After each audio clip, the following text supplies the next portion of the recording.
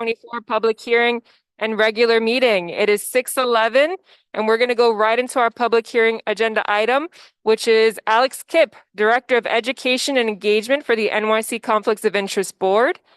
And I will make sure, are we recording? Are we good, Kim? All right, excellent. Alex, when you're ready. Testing. Oh, thanks so much. Thank you, Mr. Chair. Appreciate it. Okay. Hi, good evening, everybody. Okay, so I'm going to give you kind of an annual review on the New York City Conflict of Interest Law. Celeste has been so good about having us out every year to give you this kind of review. Because I've talked to you so much about it, to put a different wrapper on the food inside. Pardon me, man. Then maybe if we'll look at that wrapper, we'll forget we're eating the same old sandwich. Okay, so here we go. Chapter 68 of the city charter is what we're talking about. It's contained in the city charter. What is that? That's like the city's constitution. Has anybody ever read the whole thing?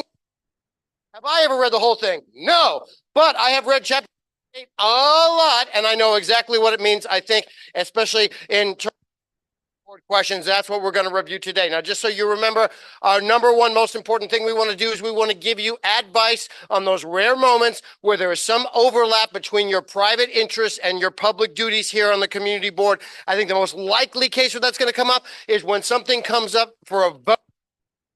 Your private interests or the interests of your associate are implicated directly. That's where you're going to maybe either need to refrain from voting, or you're going to have to call for advice to see if you have to refrain from voting.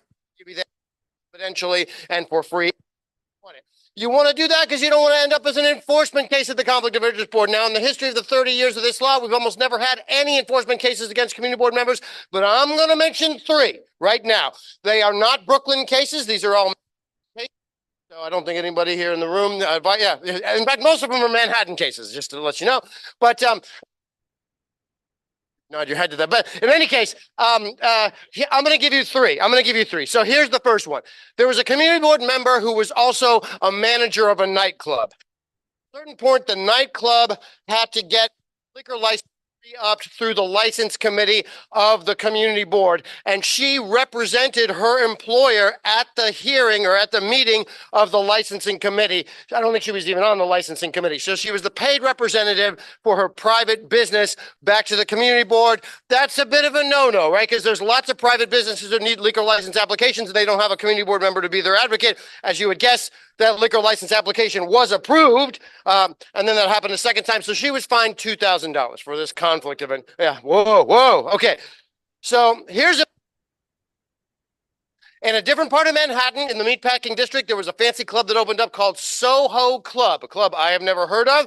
Apparently, it features prominently to the plot of Sex and the City, a show I have never seen. But there was a community board member who had like 5 where Soho House needed something from this community board, and a community board member accepted a free membership to this swanky club that she basically got just because she was a community board member, and it was 10 years of free membership that she got from the club.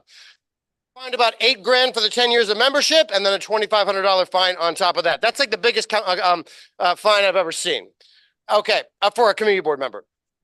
Third example, same community board district, by the way. But roundabouts the same time, there was a community board member who served on the waterfront, down by the meatpacking area. And he also had a paid position, not for profit. Now, he knew that he couldn't vote on anything that affected that not for profit, but his was basically funded by 2 sources. And one of those sources funded 25% of his budget for his paid position. So he's associated with that funder. The funder had a matter come before the community board, and he voted on it. He voted on it. That's a violation, and he paid a $1,000 fine. Okay, now the last case is the most important one because it implicates voting. I'm going to give you 3 concepts now, and they're sort of test thresholds for when you've got to refrain from voting. 3 terms: benefit, there's direct, and there's to you or to an associate. Benefit, we kind of know what that means. Usually it's a financial benefit, but it could also approval. It could be a zoning variance. It could be a lot of other things besides financial, actually. Direct means it's got to be direct to something. And who does it got to be direct to? To your interests, like your property, the business you own, the business you work at, or the interest of an associate. What does that mean? That means your close relative or someone with whom you have a financial relationship. So that could be your employer, be your sister. It could be a funder of, if you work at a not-for-profit, a funder of your not-for-profit if they fund over 10% of it. So these three thresholds have to be met if you vote on an issue. And if you vote on the issue, you are going to practice what we talked about last year. It's the 3Ds. What do the 3Ds stand for? Destruction, demise, dilettantism. No, I'm trying to. No, it's disclose, discuss, and don't vote. Got to cleanse the palate here. It's disclose, discuss, don't vote. So I disclose. Then you will notice I am free to discuss.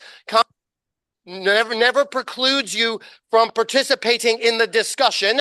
And then you do not vote. Disclose, discuss, do not vote. Now, disclose is super important. Notice it comes first. When is it best to disclose my conflict of interest? 4 weeks after the vote? No. 2 weeks after the vote? No. Right after the vote? That's sort of like a ha-ha, I tricked you, right? Don't do that.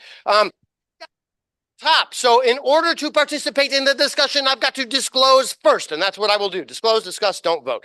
Okay, now let's talk holds, and I want to analyze according to these three terms, which are benefit, direct, and the third one was what? Oh, associated. Okay, so situation number one. Let's say I own a building. Wow, the thing's just changed. I must have just won the lottery or something, but I own a community board member, and there is a rezoning going on in this community board district that is going to affect thousands of properties. Is there a benefit? Yes. Is it a property of mine? Yes. But is that massive rezoning thing directed towards me?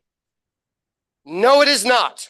No one contemplated that massive rezoning thinking about my property. My 1,000 properties in this community board not direct enough to cause a conflict of not have to use the disclose, discuss, don't vote. You can participate. You don't have to, because there is no conflict of interest.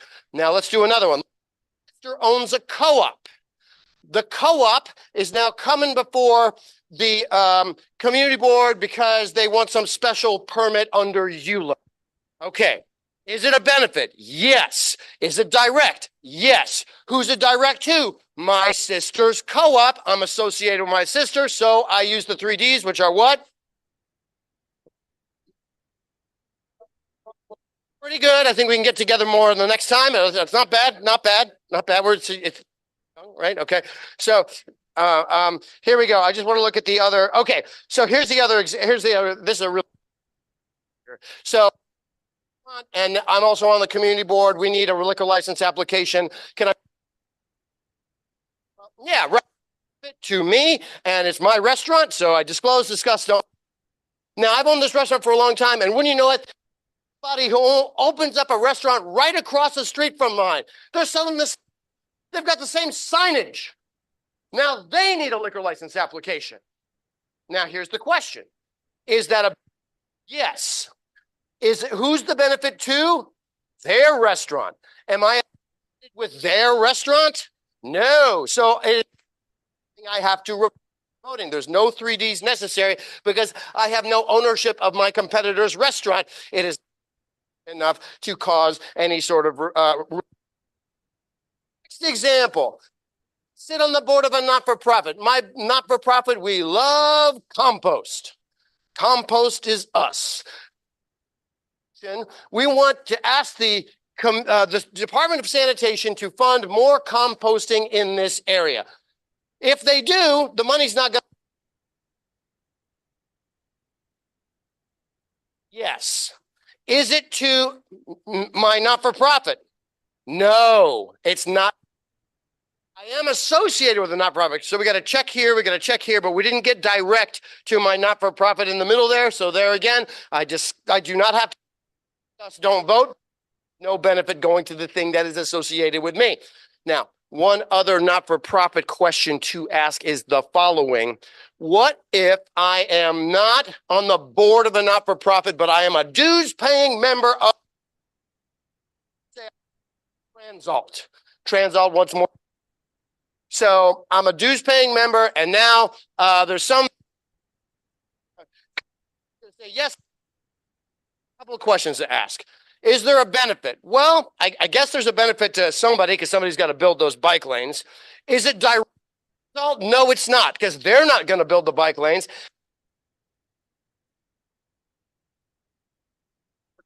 There's two checks there.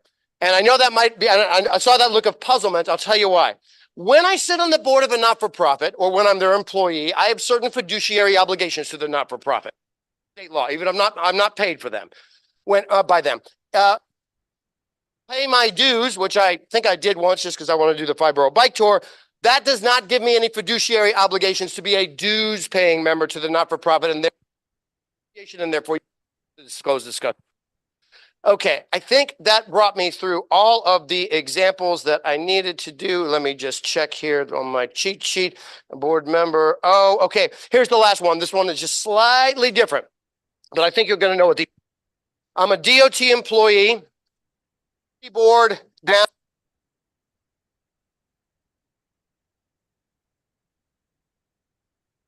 Speed bump. And the question is, can I vote on that? Does anybody know? No, it's a good thing I'm here. It's a no.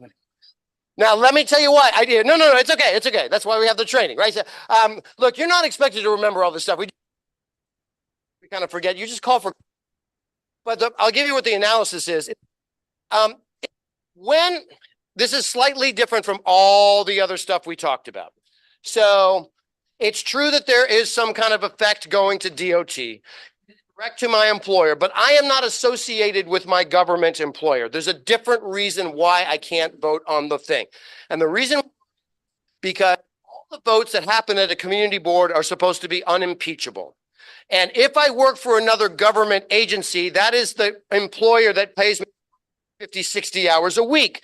So it should never look like the vote was captured by my outside government employer. So whether I work for MTA, Queens Public Library, Department of Transportation, if there's an funding back to the agency I work at, disclose, discuss, don't vote. Now, DOE is a good example because let's say I'm a community board member here, but I've got an assignment. I work at PS 34 in Staten Island. That's not a great commute, but I still can't vote on anything DOE related. Don't get caught up on the geography of the agency. As long as it's the agency, you don't vote on anything if you're employed by. Take away there. Now we're almost done. The other stuff, we talked about gifts a little bit, right? We talked about the people who got a little jammed up and taking the gifts from the club. There's been a couple. I could give you another case. There was an Brooklyn case. So listen up. A number of years ago, there was a hotel chain that wished to build another hotel somewhere close to on the Brooklyn side of the JFK airport, and in order to district manager and a couple of community board members, they gifted free sets of mattresses and box springs to several of these people. Wrong on a lot of levels, right? The first reason it's wrong is because you don't accept mattresses from hotels. Okay? Gross. And then, the best case scenario, right? So in any case, so you don't do that. And so those were low-level cases, $1,000 here, $2,000 there, but it's emblematic. Now, I don't want anybody to feel like, oh my gosh, these gift restrictions, that's so crazy. I'm volunteering at the community board. I can't take gifts from anybody. Don't think of it that way. What you should think of is gifts or people are trying to hook me up because solely I am a community board member. That's when I do not take the gifts. But that poses another question. Like, now it's my birthday. There's a restaurant I love to go to, and it's my birthday, and maybe they got a liquor license application community board, or maybe they will. They want to hook me up with a free drink for my birthday. Do I have to refuse it? No, because let me tell you something. When they give you that free drink, they are not doing it because you are special. You are not even on your birthday. That is called advertising. That is getting more tips. That is called making happy customers. They would do it for anybody. It's when, as in the Soho Club variation, somebody says, hey, we need a liquor license application. Will you please come down for a yummy fact-finding mission? We'll comp you on everything. That's where you don't accept the gift. And that's basically what that means. The other thing that we talked about was the person who represented the bar back to the community board. Just remember, friends, that we are always, always, always community board members. So if we've got a client on the outside and that client doesn't matter before this community board, not only do we disclose, discuss, don't vote, but any participation in the discussion we do as a community board member, not as their advocate. And if you own a firm like an architecture firm, law firm, engineering firm, other kind of thing. If they want to use, your client wants to use your firm, but not you, you're going to need a waiver from the conflict of interest board to do that. So that's like level 201. All I'm saying is something comes up where there is an overlap between your public duties here on the community board and your private interests, like it's a client or something like that. Call us for advice. Let's work it out. We don't. Oh, and then maybe the last two things. Look, friends, it's a political season this year. It's a political season next year. Just let's take a little stop on that train. City community board resources and time are not for political activities. That's a separate thing. It's a private activity. Just don't mix them up. That's one. And then the other question is, do you know who I am? You probably don't. That's okay. I'm saying, when you get the urge to say that question, please leave it inside your head. Do you know who I am? Never works out the way people think it's going to work out. And I almost guarantee that, so I would just call, and I know it's very tempting. Like we get into situations where we're passionate about something and we feel like we're being unfairly treated and we want some justice and we say like, hey, you can't mess with me like that. I'm a member of the community community board. Please don't do that. Please don't do that because we're using our title in a kind of a private capacity, and that's going to set off some potentially a violation that we don't want that to happen. Okay, now that I've come, I think, to the end of what I needed to talk about. Is there any question at all that anybody has about the stuff? One last thing. Okay, I forgot. I'm sorry. One last thing. We got to go over the voting. We got to go over the committees. Does conflict of interest affect quorum? No. So how many people do we need for a quorum? 50% plus one, right? 50% plus one. So 26 people show up because we got a 50 member board. Boom. We're going to do some business tonight. So if all 26 people can vote, how many yes votes do you need to pass the issue? Plus one. You need plus one. Okay, so quick math here. I was not a math major, but I think that means 14 votes, 14 out of 26. Vote yes. Now, when you're entitled to vote, you can vote yes, you can vote no, you can abstain, and you're going to need 14 yeses to beat back those no's and abstentions if you want the thing to pass. Now, issue number 2, 3 people have conflicts of interest. So there are no longer 26 eligible votes in the room. Quorum is maintained because they're here, they're participating in the discussion, but now there are only 23 eligible votes in this room. How many yes votes do you need to pass now? It's gone down. You need 12 votes. That's 50% plus 1/40 of the votes. So now you're going to need 12 votes out of those 23 to pass that one issue. Now, when issue 3 comes back up, you're going to bump back up to 26 eligible votes, and that means the number of yes votes is going to be 14 on that next issue. But conflict doesn't affect quorum. And now the last issue is committees. You can be on any committee you want. You can be on any committee you want. The two places where, look, if you've got real estate, architecture experience, then your experience is very valued in that kind of land use area. If you're a DOE teacher, you could be very valued in the child services committee or youth committee or whatever you're calling it. If you're a restaurateur, you'd be very valued on the licensing committee.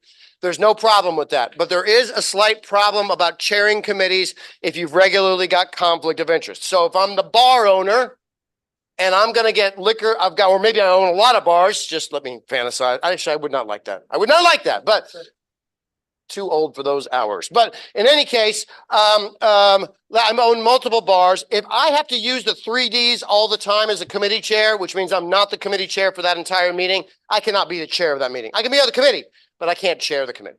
And on youth services, let's say, for example, I'll use that DOE example. Because I'm a government employee, DOE employee, always talking to DOE, I cannot be chair of the committee. I can be on the committee, but I cannot chair. Now that I've gotten through all of that, I have finally gotten to the end. Celeste, I think emailed you a handout that summarizes everything we talked about. On the bottom, you will see all of our contact information. There's a phone number. You can call us 9 to 5 Monday through Friday. We'll give you confidential free answers to your questions very quickly. There's a snail mail address. You could write us a letter if you want to do that. You're weird. You're a weird person if you do that, but you could do that. Or there's also like our website. That's the way most people get a hold of us, because on our homepage, there's a button that says get legal advice. They'll generate a form, go right to our attorney unit. So any way you slice it, we're there for you. It's usually a painless process just to see, okay, are there things I need to stay away from? And if there are, we'll give that to you in writing. And that way people will know, that you've done the right thing if these things ever come up. It's not going to come up every meeting. It's not maybe every year. We get rusty on this stuff. So I want you to err on the side of caution and use us, as many times as you need to, just to have peace of mind. And with that, now I thank you and I'm done. So. Thank you, sir. Yeah. All right, folks, before we wrap up, are there any questions, any comments? Please use the microphone if there are. Any? Yes, ma'am. Wait for the mic, please. They gotta hear you on Zoom. If it's about the 3Ds, we got it. Pressure, trip, sisters. Stripping. Your sister, Out of those folks in Manhattan that had to pay these fines, were they paid, and what happened with the community board member? Okay, so a couple of different things. The Conflict of Interest Board has no power over appointments to community boards. It's just not an enforcement power. And that's true across the country. When you have an outside ethics agency that does ethics for many different agencies, you never give the outside ethics agency power to hire and fire other employees. Like we can't fire DOE people or NYPD people or community boards. That's not a thing we can do. So what happens is a lot of times with these, especially these kind of lower level violations, and most of the things, sometimes it's just a warning letter a community board member gets. They want to settle. They want this thing to go away as fast as possible. So do we. So there's a public disposition that says, here are the facts. This is what I did. I admit this is a violation. Here's your check. And this is the last time we're going to speak about it. And that's what happens. Now, could it be that if a violation could inflect the choice of someone to reappoint a community board member later on? That is possible, but that's not something that the Conflict of Interest Board controls. That's up to the appointing authorities, the borough presidents, the council members. So it's never part of our conversation with that regarding that person's misconduct. Good question, though. Anyone else? Going once, going twice. Thank you. That money get distributed to like the managers?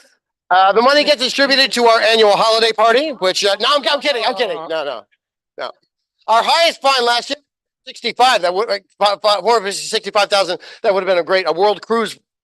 It's not the way it works, right? So you don't, the ethics agency that fines to be able to hold on to the money, because then it's like, oh, they're going to fine everybody for everything. Then you'd have this guy going out and misinforming people, so everybody violated, so he'd get a raise. That's not how it works, right? So instead, what happens is the money, like they cut the checks to us, we turn it over to the city, we never see that money again. And and enforcement's a small part of what we do, right? We do like 6,000 advice cases and about 100 enforcement cases a year. So it's not like the major component. Most of it's in prevention.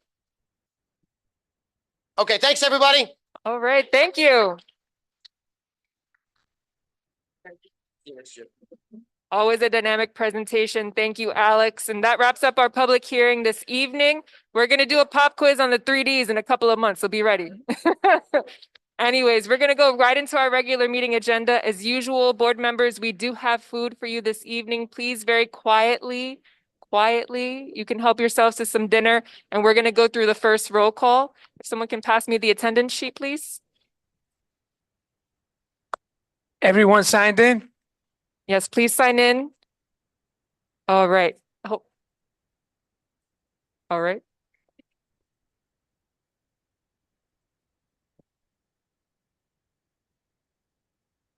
Once folks sign, I will be able to start the first roll call.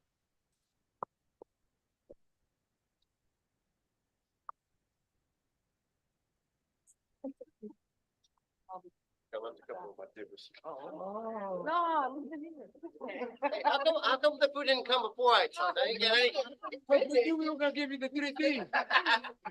Put it up downstairs, kitchen.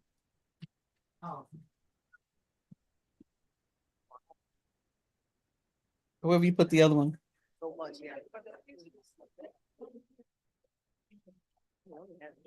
All right, please be ready, folks on Zoom. Isa Abni, Stephanie Anderson, Jacqueline Becerra, Joanna Bennett, Makiba Brown Elaine, Robert Camacho, Here. Melissa Carrera Solano, Felix Ceballos. Felix Ceballos. Felix, thank you. Christian Tate, Andrew Choi, Here. Elvina Davis, Present. Karina Dodd, Cecilia Fabian, Freddie Fowler, Joanna Fuentes Singh, Jason Gares, Christopher Graham, Ann Guiney, Zachary Hendrickson is excused. Folks are on Zoom. I can't hear you. You gotta stay, and you're muted. Yeah, you're still muted. So we're gonna have to say you have sound issues. I can see you, but for the record, I have to just note that. Okay, sound issues. All right, Deborah Hicks. Good evening. Thank you, Deborah. Tanisha Honeygan. Barbara Jackson. Gotcha, Barbara. Kaisha Johnson. Virgie Jones. Present. Gotcha, Virgie. Tara Jones Thomas. Luisa Jose. Edward Kopp has resigned. Christine Malden is excused. Freddie Madison. Mary McClellan. Desmond Monroe. Alex Moreno. Ramika Nichols Barnes. Zuma Navoa. Present. Carlos Ortiz. Caitlin Penner. Raul Rubio. Eliseo Ruiz. Milagro Sandoval. Bernardina Shell. Barbara Smith. Present. Gotcha, Barbara. Annette Spellin is excused. James Stewart is excused. Jessica Tiburcio. Ben Tucker. Jerry Valentine. President. Gotcha, Jerry. Linda Whitfield. All right, hold one moment, please.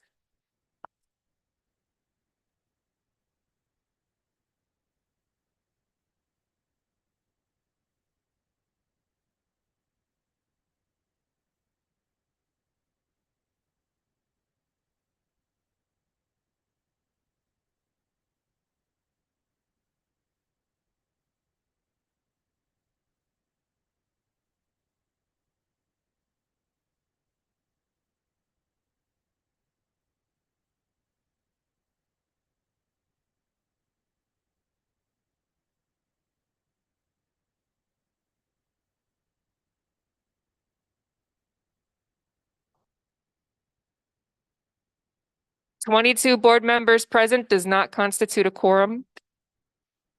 So there will be, unless someone shows up, we need 24 board members to vote. Me too.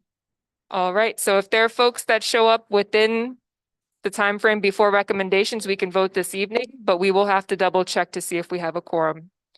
We will move on now. Well, we're gonna have to move on straight to the chairperson's report. Mr. Camacho. Yeah, we need, remote waivers don't count.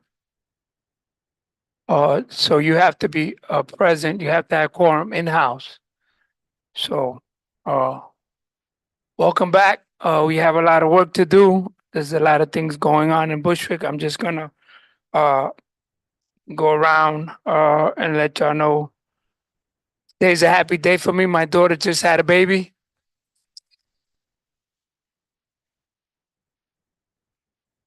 8 pound, 15 ounces. Yeah, I know. She was there for about 5 hours, man, 6 hours. So thank you, Jesus. The baby is healthy and good. Thank God she's all right too. A boy, a boy. Yeah, nice, strong, healthy baby. God bless. I'm so proud.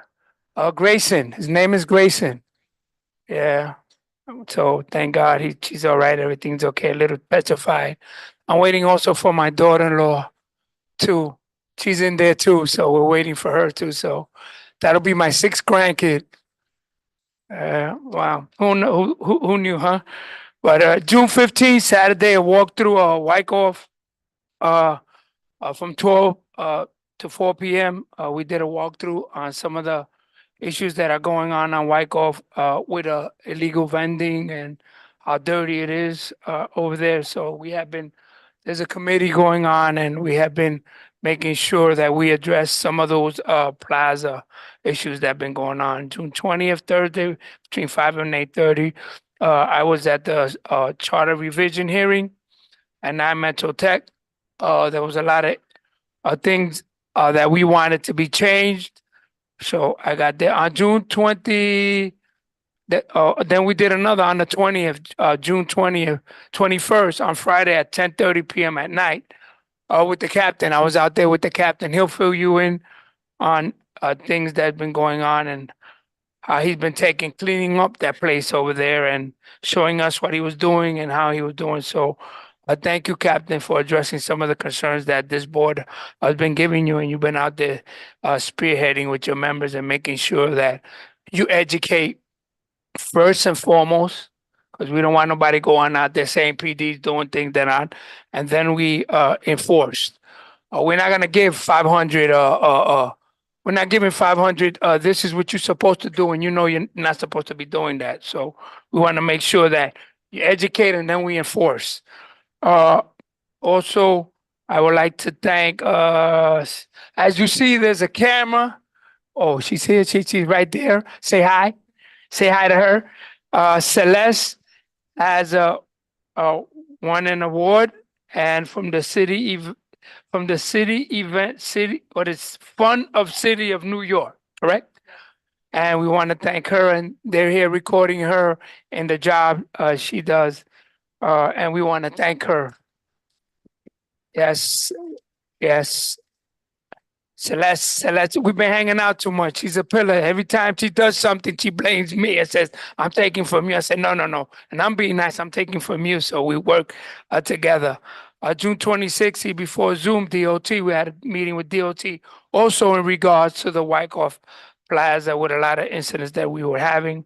June 27th from 11 to 12, I went to 212 Evergreen. The senator had a function in her office. On June 28th, Friday at 6 o'clock, 195 Linden, the AED classes. Thank you for Kim and Adelina, if she's here, for hosting. Parks came and gave the baseball leagues those classes, and they're certified. So God forbid something happens to one of those kids, they're certified to do the AED and give it to these kids and operate that machine that they have that they do. July 16, Tuesday at 3 p.m. on Zoom. The Nightlight Task Force, as you know what's going on now, with our commissioners no longer there, because of allegations of conflict of interest with the light that's been going on in regards to enforcement and getting sign money. You talk about the 3Ds. Woo! That was more than 3Ds, but he stepped down. July 17, Wednesday, City of Yes, 6:30 on Zoom. July 19, Friday, the first CB4 staff meeting. Same day, we had a meeting with Riseborough in regards to some of the complaints that we were having in some of the buildings. They're in compliance. They're working with us to make sure that they do get the funding, and that people do register their apartment and make sure they get their lease, because some of these apartments are Section 8 vouchers. And if you don't register your apartment and make sure that it's not fixed in compliance, Riseboro don't get the subsidies. They only get a portion, and the portion is the portion that they pay in the rent. So we want to make sure that they pay and they fix their apartments and make sure that they're in compliance so that they can get subsidized some of the money. I know they gave us a breakdown when we met, is in my report in regards with this, the new CEO. You know, Scott is no longer the CEO of Riseboro. So we met, with him. I know we have employees and staff here. Thank you guys for coming out. Also, the 24th on Wednesday, 11, we had a meeting in CB4 on Zoom. August is Tuesday, from 3 to 6.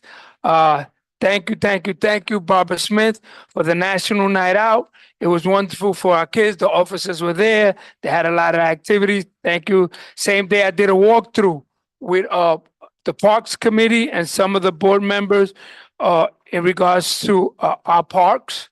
There's also a virtual link that you can look and see the conditions of some of our parks and find out how long they've been funded or what's going on with some of the conditions in there. When they cut grass, when they trim, is really intense. So y'all can go in there. And also, we want to also make sure that our elected officials put money in, because we don't want PD to keep doing their job.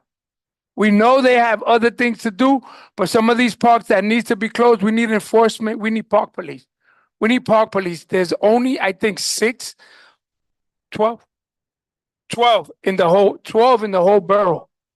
So, and there's also, if you get on that link, it tells you what community do those officers hit more than others. So I want to make sure that we get some love here, make sure that they come here and make sure that they take care of the parks, because I know that they do. Marty was walking with us, and some of the board members that were with me.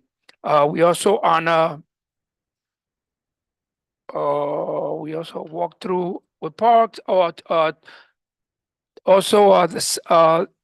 We had DEP do on that same day at 6 o'clock at IS 291. 231 Palmetto had a flood mediation. They gave out the tanks and the floods and the rubber with our elected officials.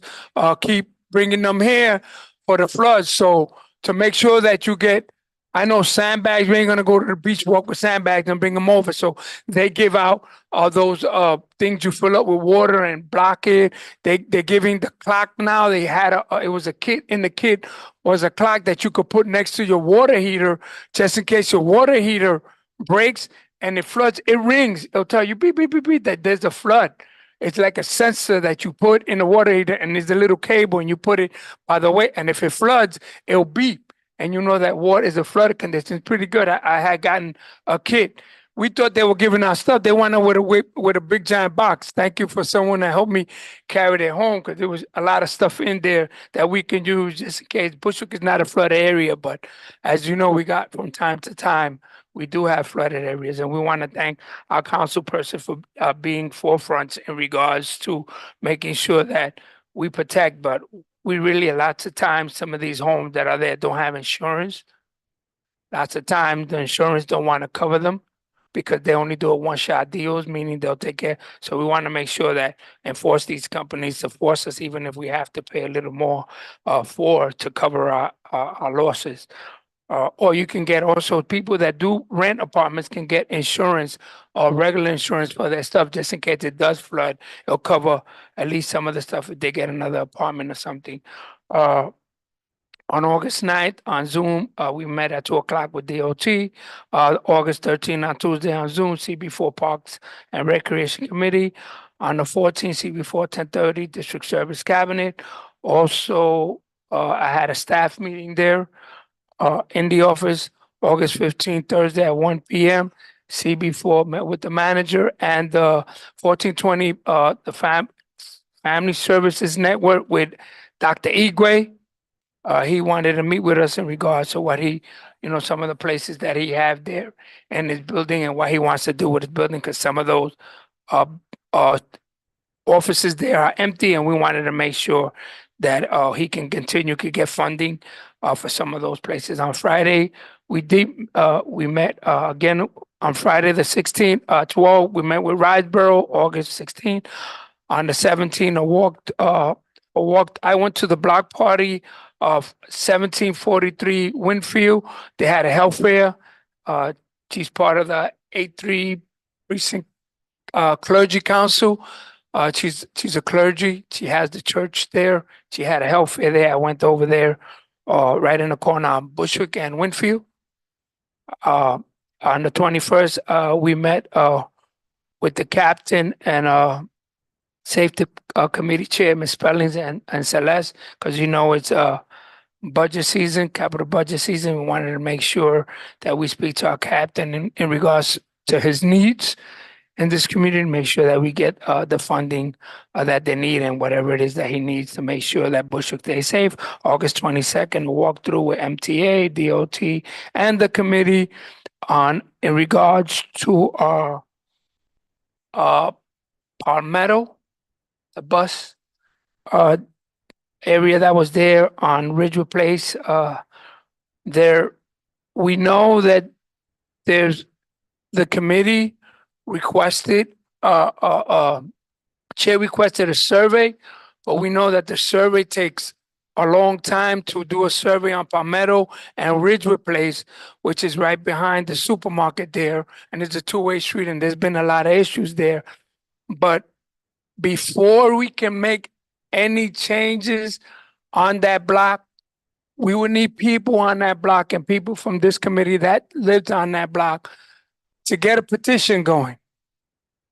Because we don't want to get caught later on and saying that we made decisions on our own, that's not what that part of that community wanted. So we want to make sure that those people, you guys get a petition. We're all for safety and making that a one-way. They agreed. Also putting a stop sign or a light on Palmetto because the buses and everything that's going on, and it's a two-way. But this community needs a letter from people that lives in that block, a petition saying, yes, we want that. We can't come here, one person or conflict of interest, just like with the 3Ds, and say, I want it, and not the people that lived in the block. So we got to make sure you get a petition going and bring it to Celeste and let us determine, yes, this is what they want, because we don't want to make stuff. I don't live in that area. And I don't want to make decisions, God forbid something happens and occurs, say the community board made decisions without including us in it. So we want to include them, everyone on that block. So please, please, please, whoever lives on that block, get a petition going. Let's get over there if that's what y'all want us to do to help you out in regards to safety, and we'll do that.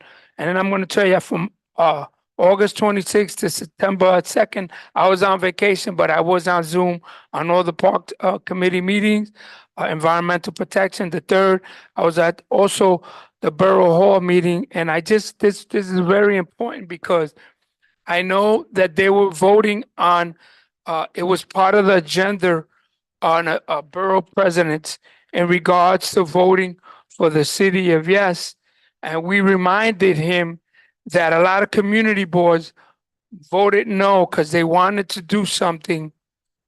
And we turned around and we said, well, there was an incident that a lot of community boards didn't vote for the, what was the,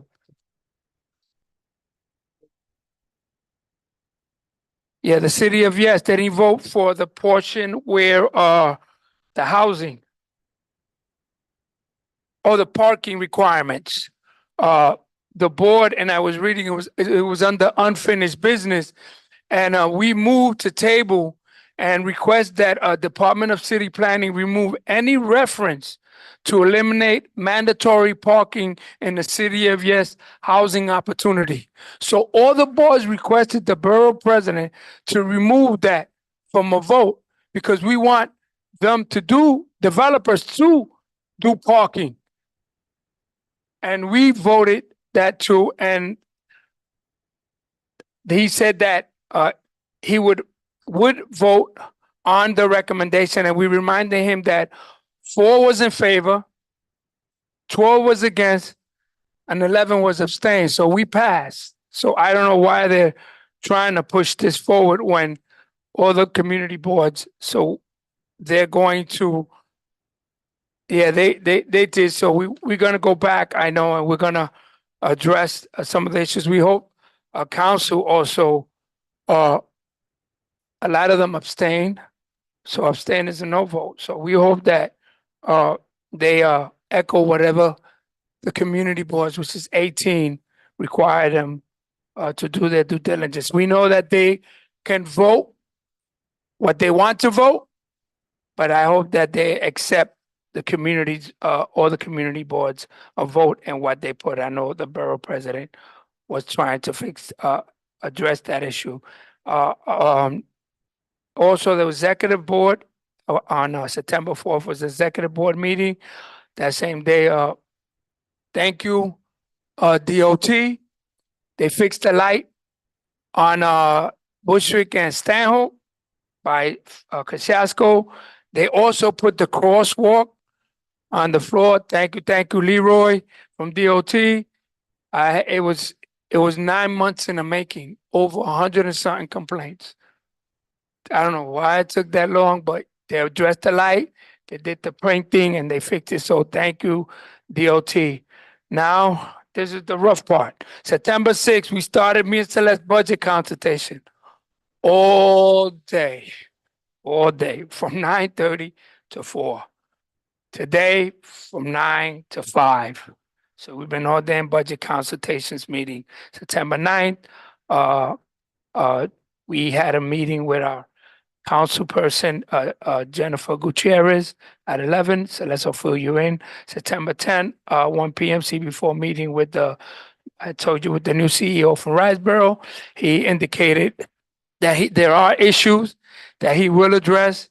He wants to roll his hands up and he wants to work. So we're going to put him to this test. That same day, at 4 p.m. in Zoom, some of the board members were on the IBX Interborough Express meeting. I also went to that same day, that was at 4, at 6 o'clock was permits and license, September 11th, 10:30.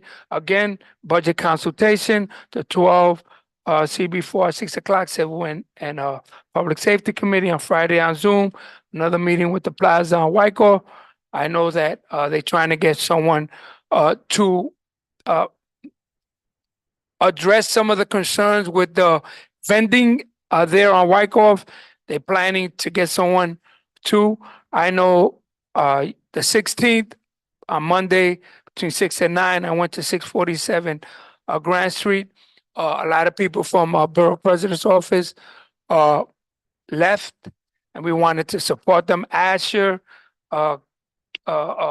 Greg Lewis, Christina, for everybody know who they are. They used to work with him and we was in council, and they went on their own. They did their own now. They're doing their own, they're doing non-for-profit and for-profit consultant, a firm, September 17 at 10, 422 Central. I was at the Bushwick Community Partners meeting. I also went to the A3 Precinct Council, which was yesterday. Today was budget consultation all day, and today I'm here at the full board meeting. And that is it. I had a rough summer. Any questions, any concerns, any issues? Thank you. All right, we have a question. We need the mic on the right over here. Please keep your hand raised.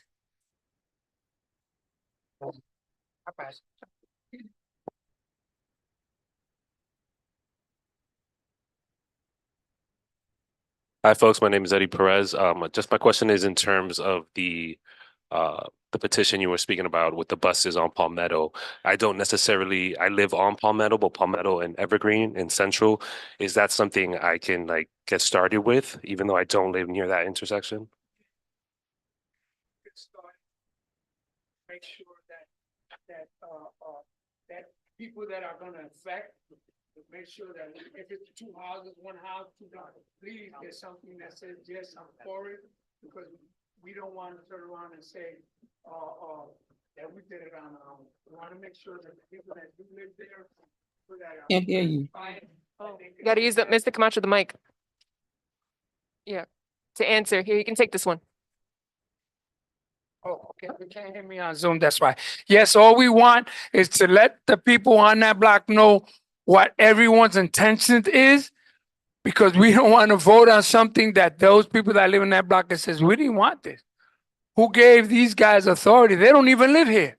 So we want to respect the community and we want to work with them and make sure. And whatever anyone, you gotta come see Celeste and come to committee. You can't make things on your own and say, wake up tomorrow and say, this is what I want to do. No, there's a procedure that gotta go through. You go through committee. Celeste will put you through committee. You speak with the chair. The chair will speak to me, tell you, yeah, that's a good idea. We'll work, we'll do whatever it is.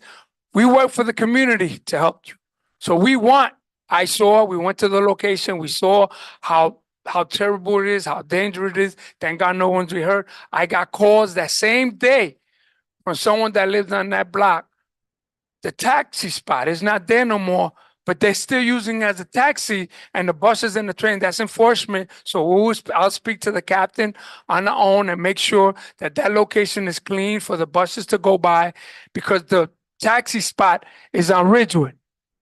It used to be on our side, so now it's on Ridgewood. So they stay there because it's closer to the train station because they know they can grab the people from the train.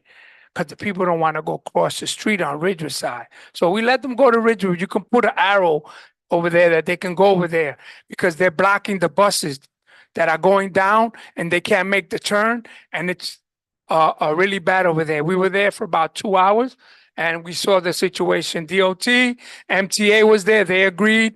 They said it was wonderful. There were a lot of issues and concerns. They said there were fights with people hanging on there with their cars and their doors. So we want to make sure you guys and the people on that block, get everybody on that block on Ridgewood, was that Madison, and get everybody on that block that you let them know. There's also going to be a new building being built there. If you can get that, the developer to sign, yes, you know, something with their name, then we can support you in any way. So, hi, everybody. Christian Celeste Tate, Chair of the Transportation Committee. Just a real quick response on that. I'm going to coordinate a group of folks to go out there and go door to door, and we'll leave some pamphlets asking residents to reach out to the board if they have any feedback, and also inviting them to come to our next public meeting where we'll actually vote on this. So if anybody's interested in coming along, you're all welcome. You don't have to live on that block. Just pull me aside after the meeting or reach out to me via phone or email.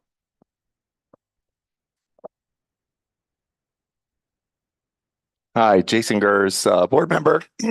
So just for clarification, we did present petition signatures on this matter already to the board, 29 signatures from people on Ridgewood Place, Palmetto, Madison, Woodbine, and Putnam.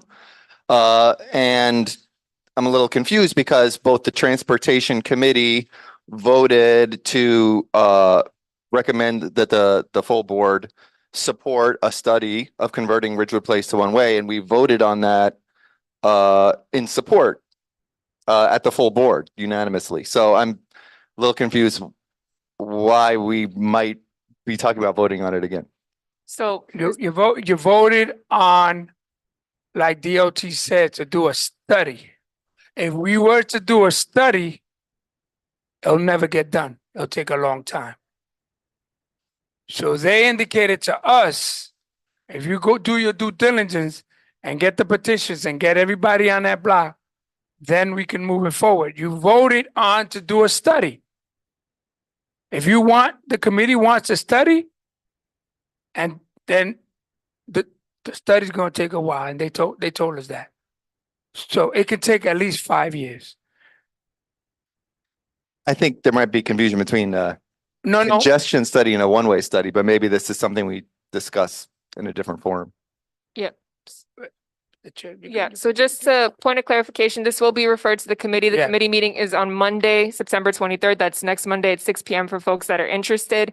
The only thing that is changing is that this will be reviewed so the committee can make a decision as whether they still want to recommend a study, which will take longer, or have a much faster response from DOT for a one-way. Correct. If the petitions already say that the block or the blocks nearby that are affected approve a one-way change, then this won't be a problem. That recommendation should be straightforward, but that is Correct. for the committee to review and discuss. That's all. Correct.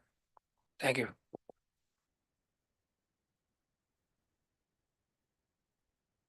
All right, is there anything else for Mr. Camacho's report? I don't see any hands. All right, thank you, Mr. Camacho, and thank you, everyone. We will now acknowledge our council member who has joined us this evening. Welcome, Councilmember Nurse.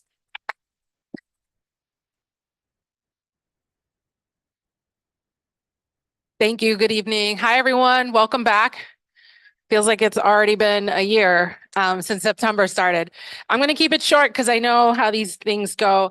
I just wanted to give an update on some of the capital projects that are coming forward here in Bushwick, and then go through some other stuff. But we were able to address the capital need from the district needs survey. We got $4 million for the Irving Square Park playground upgrade. So we're really excited about that. So thank you all for advocating on that. We also were able to secure about $800,000 to do a permanent closure for the Bushwick Park on the Woodbine and the Knickerbocker side. On the south side of Bushwick campus, all summer for the last few years, it's just been just a real source of tension, a lot of things going on over there. I want to thank the captain and Officer Lopez for all their support responding to all of our texts at all hours. Really appreciate it. And so they have put some fortified metal on there that's a little bit stronger than the chain link, and we hope that slows things down. But we'll see how that goes. It's a capital project. It's going to take about 3 years to get in the pipeline like everything else. And then we were able to get another 3.8 million for Wyckoff Hospital to continue their maternity ward project. We had brought some money home last year with the speaker of our council. I think this year we went in with the borough president as well, and the speaker. And so they're able to continue to build out private showers for people after they've had birth rather than shared facilities. So we're really excited to continue moving on that front. And then we were able to bring home about 850,000 for PS 106 and 160. So really excited about all that stuff. It's capital projects. It takes a long time for any of it to come to fruition, probably well after I'm gone from the seat, but at least it's there for the record. And I also just wanted to congratulate Bushwick Star for your grand opening this summer in a permanent home space. That was a really major accomplishment for the neighborhood. And lastly, give it up for that.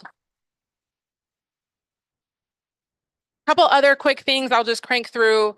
We are having a community meeting this Monday. I know there's a lot going on this Monday. I'm sorry it overlaps with other important board meetings, but we are strapped for time as the calendar fills up all season. We are going to be having a public community conversation where you can hear from both myself. We'll have State Senator Julia Salazar. I believe Jen Gutierrez will be there. The Assembly Member Maritza Davila. We've invited the 83rd, DOT, DSNY, Department of Consumer and Worker Protection, and a couple of other organizations will come to speak about Myrtle Wyckoff. We want to hear from you. We hear from you privately, our offices, but we want to hear from you at large in a public space. It is a very contentious situation there. There's a lot of pressing needs. There's a lot of interests. And we want you all to come express how you feel about it so that and you can hear directly from the agency, so you don't have to keep hearing it from me. And you can ask those questions directly. City of Yes, we will be voting the housing amendments. We'll be voting in November, I believe. So I want to thank CB4 for putting the time in and providing recommendations. If there are additional recommendations that you all have after reflection and now that there's a little more time, please send that over because things are going to start moving. And it's important that we have your recommendations and amendments in those negotiations. For the record, my other two boards have voted no. They've also given recommendations that align with some of yours, including the parking mandate piece. So it is a thing where many boards are not for this. So I don't know how it's going to go. But if you have any additional feedback, please give it to us. And two other things. One, the B60, the free fare, it was a pilot for a year to have a free bus that ends at the end of the year, unfortunately, and we're going to start collecting. Huh? Oh, is it ended? Okay, sorry. I thought it was at the end of the year. I was waiting at it for 20 minutes today. So, anyways, so we want it back and we want to get some support for that. So if you all feel strongly about it, I think you do. I think people really loved having that free bus. Please send us some letters. Maybe the transportation committee could draft something for us in addition to all the other stuff you have. We'd love that. And I had one other thing, but honestly, I forgot. What's that? Yes, the dog run meeting is Monday also. So sorry, guys, it's a lot going on. I wish I could have, we're working with 5 different agencies, myself and 4 other elected officials to find times that overlap, and it's nearly impossible. The other thing I want to say, every year that I've been in this position, the Coalition for Parks comes and asks for 1% for parks. The mayor promised this when he first got in. It has not been delivered on. And so we have constant issues like at Bushwick Park, where a gentleman was recently stabbed, and we don't have enforcement. So when we call parks at, whatever hour it is at night, they say, call PD, because they don't have any staff. So it's not enough for us as you all as a board to have a resolution for that. We really need more support on this. So I really encourage you all this year to testify, write a stronger letter. Maybe the board the Parks Committee could do a petition. I think we really need to advocate for more resources for parks. The Brooklyn Parks Commissioner didn't even have a chief of staff. I don't even know if he can hire anyone because of the hiring freeze right now. So it's not acceptable to have only 12 enforcement folks for an entire borough. And we know where those folks are going.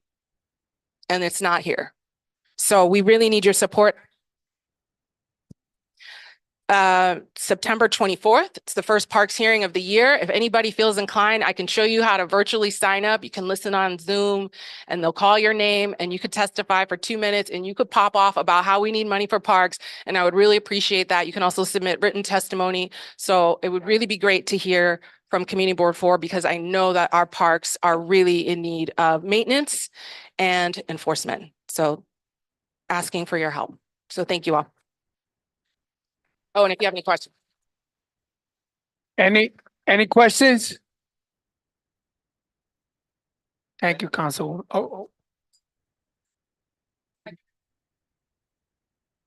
Hi, Jason Gers. When is the forum on Myrtle Wyckoff? Thank you. Is Monday, this coming Monday. I believe Fran has a flyer at the front. At 6 a.m. it'll be at Latinos Unidos on Wyckoff Avenue. You can always reach out to us, but we have a lot of direct outreach to us. So we felt like it was important that people have a community conversation about it. So. Oh, and September 30th, we'll be having another flooding storm preparedness town hall, but this time we're partnering with the Congresswoman Nydia Velazquez, because FEMA is confirmed. So that was really great. Last time we had DEP gave out a lot of equipment at that town hall. DEP did. They also talked about the sewer line. I believe they mentioned the sewer upgrade project. It's an extremely expensive project, something like $260 million. But when it happens, it'll be one of the biggest capital investments in Bushwick in a very long time. It's going to take a very long time to complete. Everyone's going to hate it, but it will be better for us to help our flooding.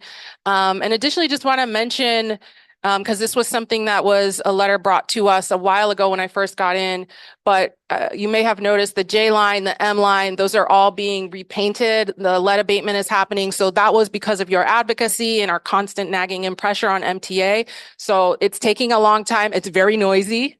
extremely noisy, but as it moves down the line, MTA is supposed to be doing outreach directly to homes, letting them know that as they're moving down. So if you're not getting that outreach, let us know, because they weren't doing it at one point and we had to hold them accountable. So please, please look out for that mailer or something on your door from MTA. All right. Have track flaggers. I think would be a good idea when they. But I don't see it. To help direct the traffic, you got buses turning.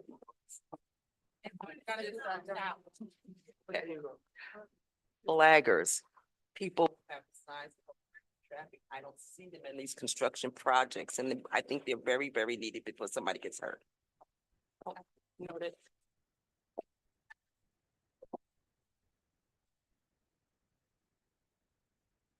You mentioned there was a flooding meeting on September 30th. Where is it going to be and what time? Here at, I'm looking at Jonathan and Fran, here at 6 p.m. and there's some flyers on the table. Just to piggyback on what she said, what I've noticed that they haven't been following safety precautions. And as I was passing by Bushwick, 1420, they're actually doing it. And when I was passing, all the debris was falling down and I was actually passing. So it's really dangerous. Okay, Yeah. What's the intersection you were seeing?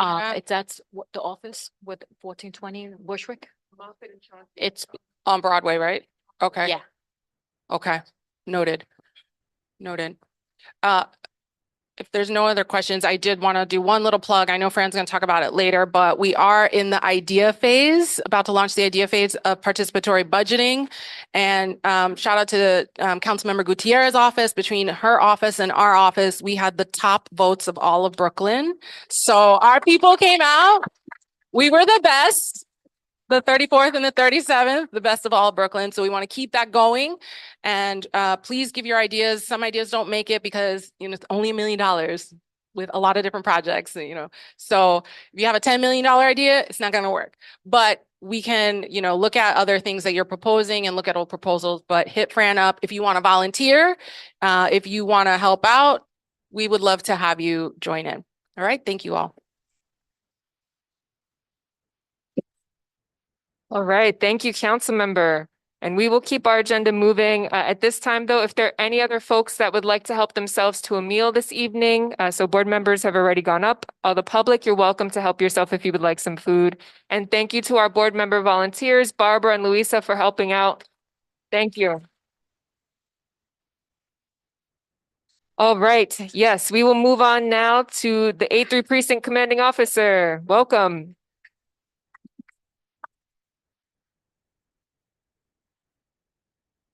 Good evening, everyone. Mr. Camacho, congratulations again. For real, that's tremendous. Before I get started here this evening, we have a new appointment to the command, our executive officer, Captain Magori. I'm just going to give her a second to introduce herself. Thank you, everybody. Hi, good evening. Thank you. Thank you for having us. I met a few of the community members back in All Out. For those I haven't met, my name is Yael Magori, Captain NYPD, newly assigned to the 8-3 precinct under the amazing leadership of Captain Pajoli, which is phenomenal. I couldn't be more grateful. I have 18 years with the NYPD. I've worked in Manhattan South, Staten Island, Brooklyn South, couple of units, plainclothes, vice, touched upon several cases of interest that were very public. It was a very good career. I look forward to working with everybody. I look forward to meeting everybody in the community, being out there. And if there's any questions, feel free to ask. And I look forward to seeing everybody. Thank you.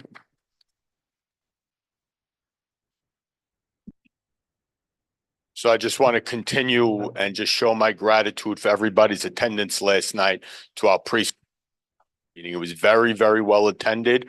A lot of participation, and that's some of the things that just make, being in this position.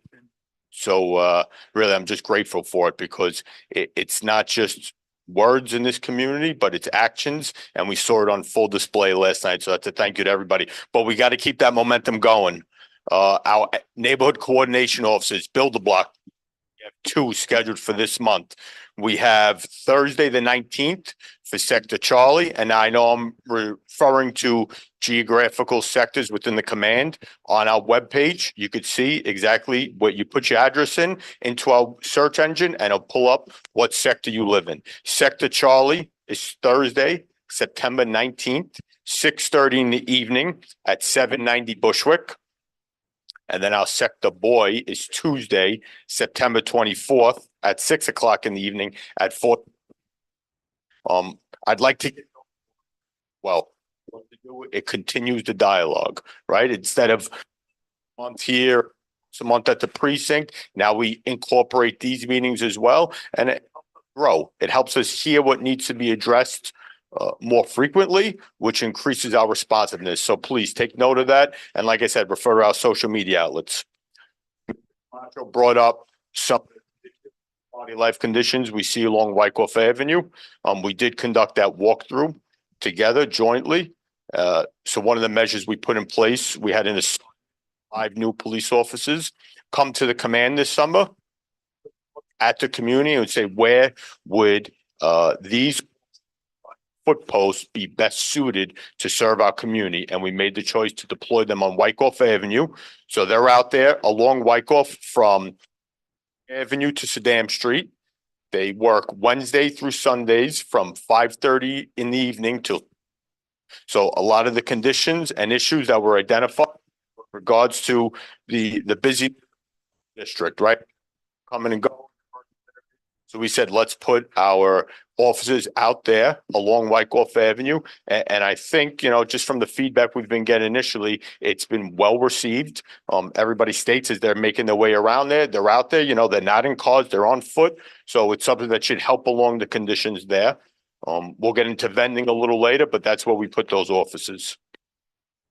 Another issue that's brought up in this time, because I have a list here. I got 7 things I'm going to hit. Smoke shops. We spoke about smoke shops and new legislation that was introduced. And I told you last time that we didn't have any yet successful in the A3, but I told you the next time we'd meet, we'd have a change to that. And in front of everybody this evening that 16 smoke shops within the Bushwick community have been closed. 14. 2 by court order on top of that. The work continues. It's not done, but again, responsiveness. This forum brought up smoke shops. Here we stand today in September. 16 smoke shops have since been closed since we last met. Mopeds. Operation of mopeds. I remember my friends right here bringing up the mopeds, and I gave you the number last time of what we've confiscated yet. June 1st forward, another 7 operations targeting mopeds, another 100 mopeds confiscated off the streets of Bushwick.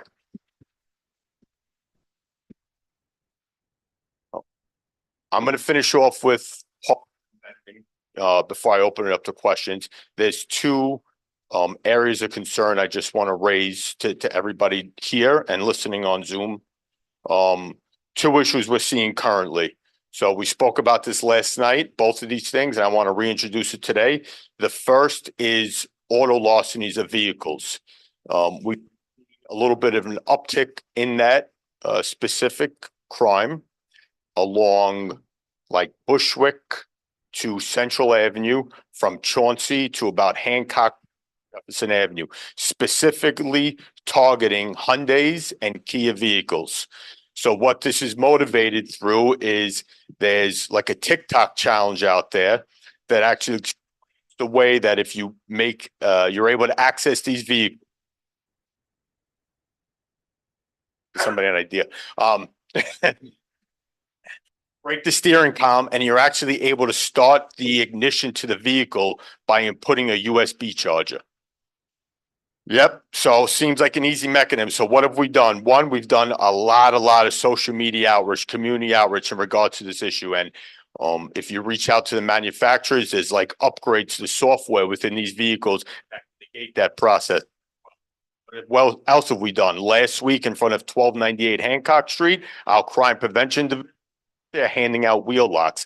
You know, is it a simple fix? Absolutely. It's bringing back the club. But you know what? The city's providing it for free if you have those vehicles. So why not take advantage of it? We handed them out last night as well as our community council meeting. Another issue of concern that we've seen, and this has only been a couple incidents, but I want to get this out. And because it's something that we've had 2 incidents and it's targeting our elderly population. We've had 2 individuals in the streets of Bushwick, purporting that they had just scratched off a winning lotto ticket. But they're afraid, whatever the reason is, to go in and officially cash this ticket. So they approach an individual on the street and say, hey, listen, I have this lotto ticket for $75,000, but I need help cashing it. If you help me cash it, I'll split it with you. But because I want to trust you, do me a favor, go to the bank and withdraw $1,000. Let me hold $1,000. You could go in and cash the lotto ticket. What? Exactly. Lotto ticket is obviously fraudulent, and now the person's out $1,000 or whatever the is. You know, I've said before in this room that the dialogue here has to be multiplied. It can't just stop when this meeting ends at, 8:30, 9 o'clock, whatever the time is. These are the type of messages that we have to go out and spread in the community. And I everybody here to help us do that, because that's terrible, right? That's taking advantage of somebody that thinks they're doing the right thing, right? They see an opportunity and they take advantage of someone. And now, our vulnerable elderly population, to be out $1,000, that's terrible. So please help us spread that message. Help us spread that message. Last thing I'll hit, and 2 parts to it, and the vending. So in regards to our parks, and I said this last night in our meeting, and I'll say it again tonight, like, we are fortunate that some of the elected officials that we have here working in Bushwick, and, Councilmember Nurse and about, her efforts in regards to the parks, and it's a testament to her because she really, really is spearheading it. She hears the community concerns and then she turns around and she reaches out to the affected agencies, whether police department, park. He really does. And you have to do a real good job. So now, as our agency, our responsibility to dealing with this issue nightly, we go out and we deploy officers to closing 2 parks for the night in the community. We playground. Our officers walk through, they make sure the park is emptied, and then they secure the 3 entrances. After that, we head to Maria Hernandez Park and we walk through that park, and then at 10 o'clock and we ensure it's emptied out, and then we secure those 4 entrances. And what I spoke about last night is, there's an individual responsibility in regards to this process. And what I mean by that is this. If you're walking up to a park and the gates are locked, it's closed, right?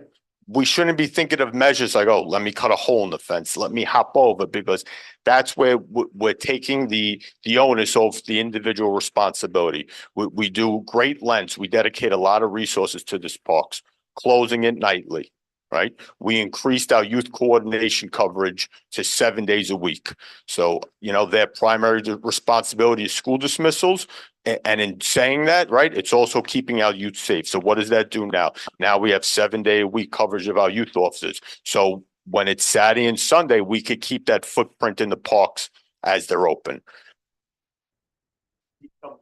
As well from closing. Camacho and myself. That, we'll close Bushwick Playground, we'll close Maria Hernandez Park, and then, the next issue we're seeing is the schoolyards, right? Because the displacement causes issues elsewhere, and then we redeploy to those areas. So they're out there night in as well now. And vending concerns within the parks themselves. Throughout the summer, twice in June, couple times in July, August, and then we were just out there Sunday as well. And we're partnering with different agencies. It's with the fire department, it's with sanitation, it's department, because we hear the concerns. response, as Mr. Camacho always starts with education. And I think everybody who has interest into this subject has done their share of education. Now then it goes back to your responsibility. So we hear the concerns. Follow up pages. It kind of memorializes the work we've been doing, and let's keep going on this journey together. Thank you, and I'll take any questions at this point.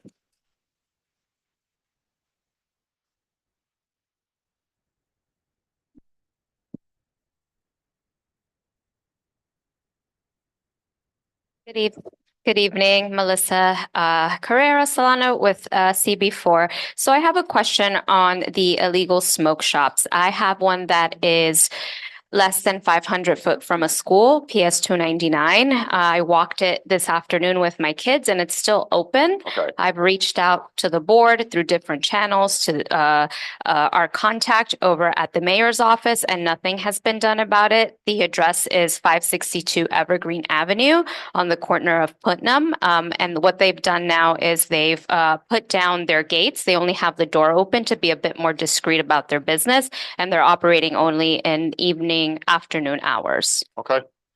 That's a threshold within that proximity of the school that makes it eligible for automatic closure. So we'll just take that address, Oscar's writing it down, and we'll bring it to the sheriff's. There should be no issue there. Like I said, we were 0, right? 0 when we left. Now it's 16. So we'll take that as the location, head there next. Yeah, just a quick comment on that. I sent an email with the details today to both the sheriff's office and I CC'd Officer Lopez just to make sure. I wasn't able to do it last week. I was out sick. Thank you, Celeste. Yeah, Thank you. You're welcome. Only a couple of feet away from a church. Yeah. I'll give it to him. Come on. Yeah.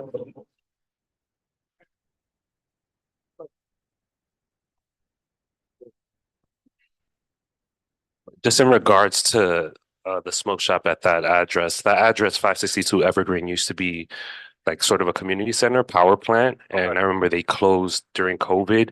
I guess my question is just how do we get to the point, I don't know if you would have the answer to this, where a community center like that offered free classes like for 3D imaging and whatnot, where they can close, but a smoke shop can just open? Like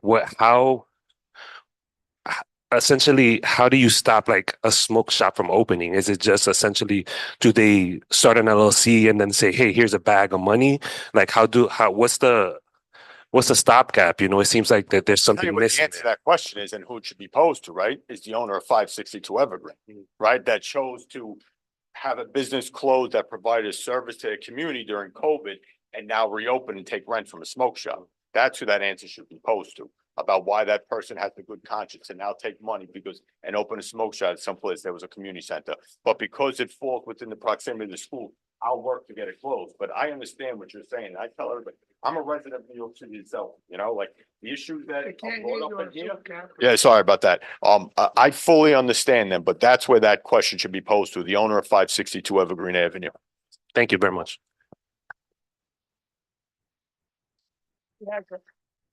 Hi, Jason Gers.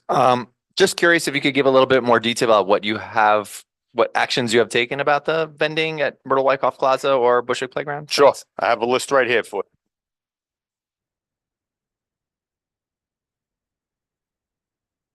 And you don't follow Twitter, do you? Yeah, I can tell you that.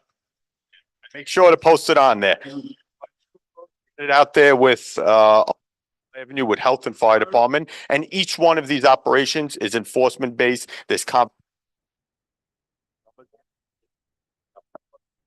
We did June 1st, Health and Fire Department along Myrtle. Licensed food vending, all right, because that's where the fire department gets involved, right, for how they're heating the food. Then June 20th, we headed up to White as a command, and we dealt with and then like Wyckoff Avenue and Troutman. And then on top of that, what I say we did, we put those 5-foot post officers. So now it's helping us secure the geography once we conduct the enforcement. 20th, we headed out to Bushwick Playground and to Maria Hernandez Park with Health and Parks, because the vending that takes place inside the parks, right, sanitation at that point is going to let parks take the lead because it's in their purview, but we'll have health there as well for food vending wise. We went back out to Knickerbocker Avenue solely with health, because now we're doing food vending along the Knickerbocker corridor. And then this past Sunday on September 14th, we went out there with health and sanitation. And like I said, every operation has been enforcement based, confiscations. The affected agencies have wrote summonses. You're welcome. Any other questions? I like it a little better if you ran.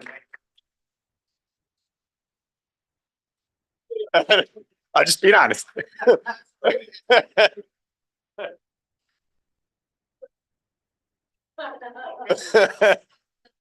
All right. Good evening. Not sure if I missed it or not. Several months back, there was a hit and run on Elder to Knickerbocker. Yeah. And I don't know if the person was ever caught. Yeah, so I'm not going to go into the details of the investigation, but arrest was affected in regards to that. Yeah. Anybody else? Anybody on Zoom? No. Thank you, Captain. Doing a great job. Thank you. Appreciate you.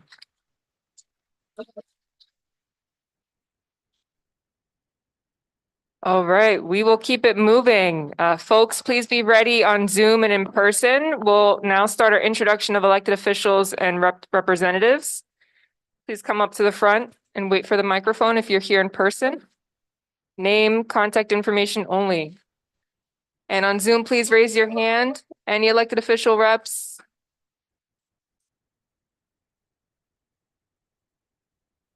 All right, go ahead, Lacey. Hi, everyone. Lacey Tauber, Office of Brooklyn Borough President Antonio Reynoso. Our office number is 718-802-3700. Good evening, everyone. Maria Valdez from the Office of Senator Julia Salazar, phone number 718-573-1726.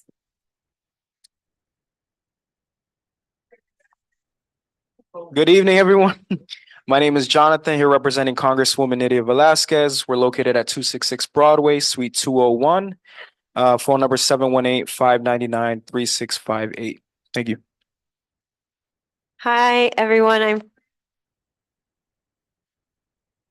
Nurse. Councilmember Sandy Nurse's office. 718-648-8664.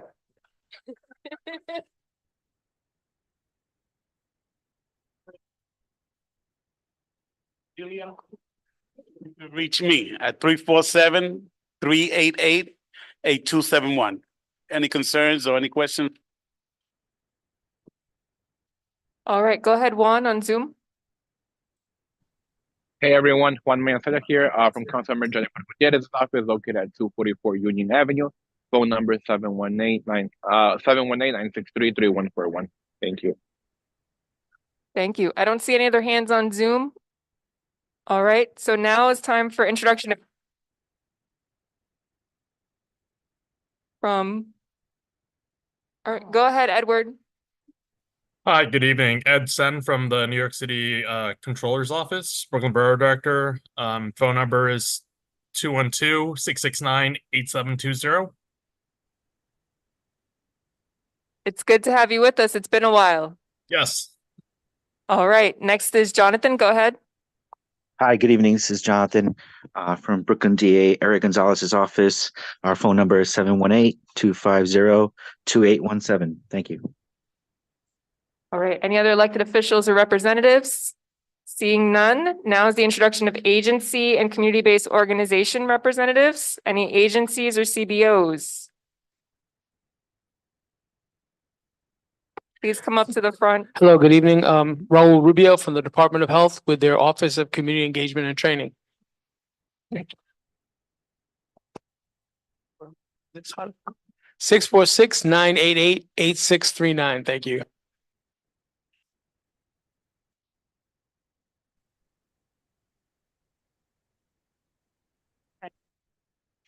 Hi, Amy Collado with Bushwick Housing Independence Project. It's a tenant organizing group. Phone number is 929-324-7358. Email is bhiporganize@gmail.com. Thank you. Hi there, Alicia from Laswell Community Partnership. Our office is at 85 Mellow Street. You can reach me at 646-715-7788.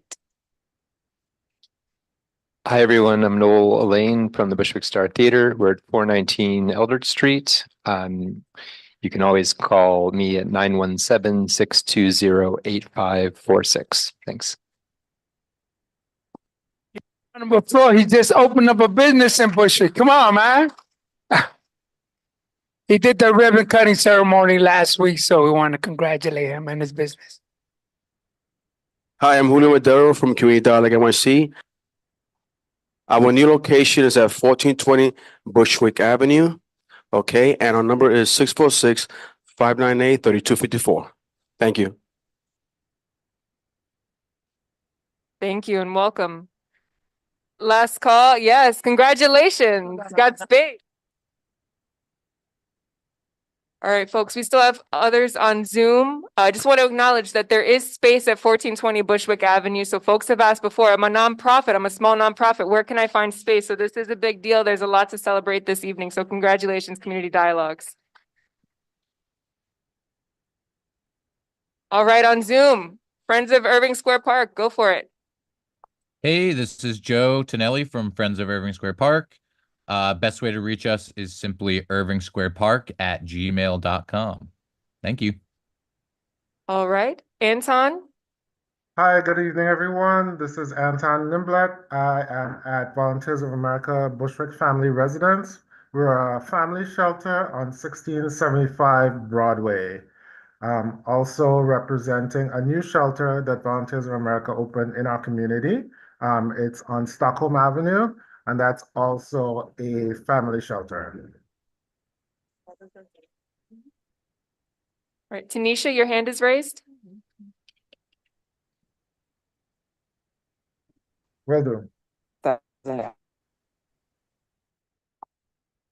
All right, might be a sound issue. If you want to drop it in the chat, Tanisha, that'll be okay. All right, I see a hand in the back.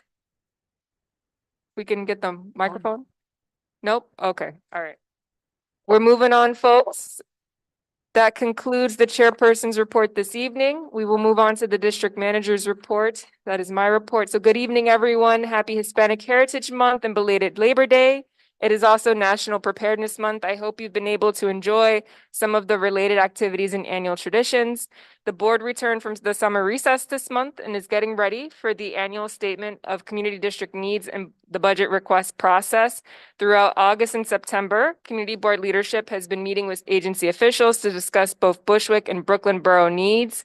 We look forward to sharing more with you during next month's public hearing. If you're interested in learning more and or getting involved, you can also join the annual budget committee meeting on Wednesday, October 2nd at 6 p.m. via Zoom or in person at the board's district office. That's 1420 Bushwick Avenue, room 370. As always, CB4's meetings are available via the board's website calendar and newsletter. You can also find information via Instagram at BKCB4, Twitter at BK_CB4, and YouTube, Brooklyn Community Board 4 channel. And I'm going to forego reading the entire list of meetings that I went to from June to August as a gift to everyone this evening. I will. You're welcome. I will say that we had, for the first time ever, a committee chair orientation that I put together. There was over a 50% turnover in committee leadership. So that's important for everyone to know because that means that there are new folks that are now representing the committees that serve this community. Anyone can get involved in a committee, even if you're not on the board. You can sign up to become a public member. If you're interested in doing that, if you just want to listen, we welcome you to take that as a first step. And we also had a variety of other conversations over the summer. Mr. Camacho has touched on a lot of the enforcement conversations. I want to give a special shout out to one of our board members, Freddie Fowler, who was acknowledged by Senator Salazar for the Veterans Hall of Fame. Congratulations. And on June 24th, CB4 supported the first ever citywide community board event to talk about term limits. There was a panel in the city with several representatives that were largely from Manhattan. So we had former borough president and current council member Gail Brewer and two other folks that were a part of her team when she was the borough president, talking about the impact of term limits on the community boards and how boards can better prepare. It was well attended, and we look forward to continuing those conversations. And I will conclude my report there. I encourage everyone to read the rest of the details, and we will move on now to committee reports, starting with our civic, public safety, religious, plus health, human service, and veterans. I know both the chairpersons this evening are excused. Was there a volunteer from the meeting to provide an overview of the report? All right, it looks like Ms. Davis. Yes, Ms. Davis.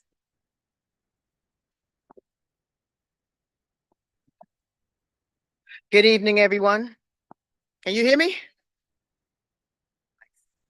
The joint meeting of the Civic, Public Safety, Religious Committee and the Health, Human Services, Senior Citizen, Veterans Committee, we met on Thursday, September the 12th at 6 p.m. I'm not going to go through this whole report. I am going to hit on the main topics, which is agenda number 2.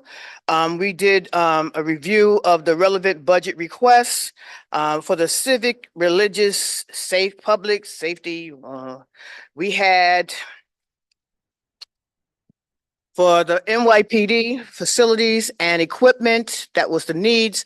The request type is provide additional patrol cars and other vehicles, provide surveillance. Well, that's the Argus cameras, and specifics, Knickerbocker and Hart Street, Knickerbocker and Stanhope Street, Knickerbocker and Stockholm Street, Halsey Street and Wilson, Bushwick Playground, Central Avenue. The other one of NYPD is staff and training resources, hire additional community affairs officers, hire additional transit police officers, hire additional uniform officers, increase of manpower by 80%, increase transit District 32. Also with the civic and religious, we also have the FDNY programs and staffing, provide more firefighters and EMS workers, provide additional fire marshals. And its specifics need to investigate and respond to fires, also inspect new buildings serving alcohol. For the health, human services, senior citizen, veterans, they had animal and pest control services, and the request is animal pest control requests, including reduction of rats and mosquitoes. The other one is health and safety inspections, increase health and safety inspections, for example, for restaurants and child care programs, healthy home programs, creating or promoting programs to decrease children emergency department visits for asthma and prevent injuries. Also healthy lifestyle programs, create or promote programs for education and awareness on preventing chronic diseases, including quitting smoking, nutrition, physical activities, etc.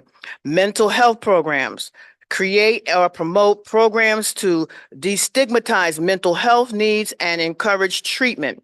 Also for the health, we had facilities for seniors, renovate or upgrade a senior citizen center. Also senior center programs, enhance education and recreational programs, funding for a new senior center program, provide additional senior center staffing, and other senior citizen programs are requested. We had no mail to review. We have our recommendations. The motion was made for a blanket vote for the NYPD, the FDNY, and public safety budget items. The motion was made. It was carried with one no. Yeah, you read the report, okay? Just read the report. And also for Mr. Reverend Stewart, he made the motion to support the NYPD FDNY public safety budget items. Also, there was also a motion made for the Department of Health and Mental Hygiene and the Department of Aging budget items. All these items that we went over were passed. And that is going to conclude this report. Any other information, please read it at your leisure.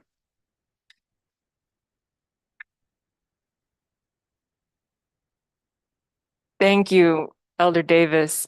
I have one update. I know this came up during the committee meeting. It was in reference to veterans and why there weren't any specific requests. I did send an email to the Department of City Planning and I asked that question. They said it was a great one to ask and there's not really a straightforward answer. It looks like historically boards have submitted requests related to services for veterans to independent agencies, more directly related to the service itself. And they gave the example of veteran housing to HPD, considering the overlap. They think it's a point though, and they're going to take it to OMB to see if there's a reason, like any reason they can't include Department of Veteran Services in the future. So good call for everyone. All right. Next, we have anything else for this committee before we move on? Going once, going twice. All right. Environmental protection, transportation, sanitation, and parks and recreation. Christian and Ben. Thank you. How's everybody doing tonight? I'll try and keep this quick, but first, it's a pleasure to see you all again. I hope everyone. So I'm going to walk through the environmental protection, transportation, and sanitation piece, and then I'll give it to Ben to talk about parks. So we talked about three things on the fourth Monday of last month. The first thing are Department of Transportation dining out applications. So as everybody knows, during COVID, bars and restaurants started setting up these like outdoor dining sheds. They're up all over the city. They're kind of dilapidated. They're rotting in place. And that's obviously a problem. And so Department of Transportation now has a program called the Dining Out Program, whereby bars and restaurants can pay to use that space. So what happens is they submit an application to the Department of Transportation. They send it to us. We review it, give feedback. The council member gives feedback, and then it goes back to DOT for a final approval. And there are a couple different things they ask for us to give feedback on, most of which are like DOT related, not quality of life related. But they ask for us to weigh in on the physical footprint of the shed, the impacts on pedestrian flow, and any like conflicting curb uses. So we spent some time talking about that, kind of modeling our approach off of the Permits and Licenses Committee. We're trying to be very consistent in the feedback that we provide. And so we've decided as a committee to adopt all of the permits and licenses stipulations off of their term sheet or their stip sheet. And so when we provide feedback, we'll do it on all those things that DOT asks us to weigh in on. And then all of our feedback will also come with the request that applicants have no amplified music outside, that outdoor dining closed by 10 p.m., and that sale of alcohol end by midnight, Sunday through Thursday, and 2 a.m. Friday and Saturday.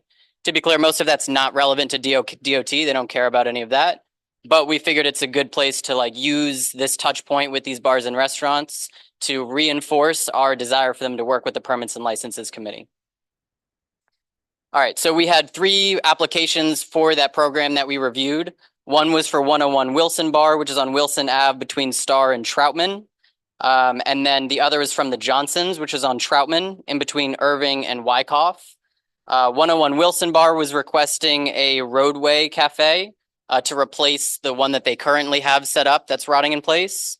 And the Johnsons was requesting a roadway cafe and a sidewalk cafe. So the way this works is they can request space within the street. The roadway cafe is what takes up the parking spots, and the sidewalk cafe is what's set up right outside the restaurant.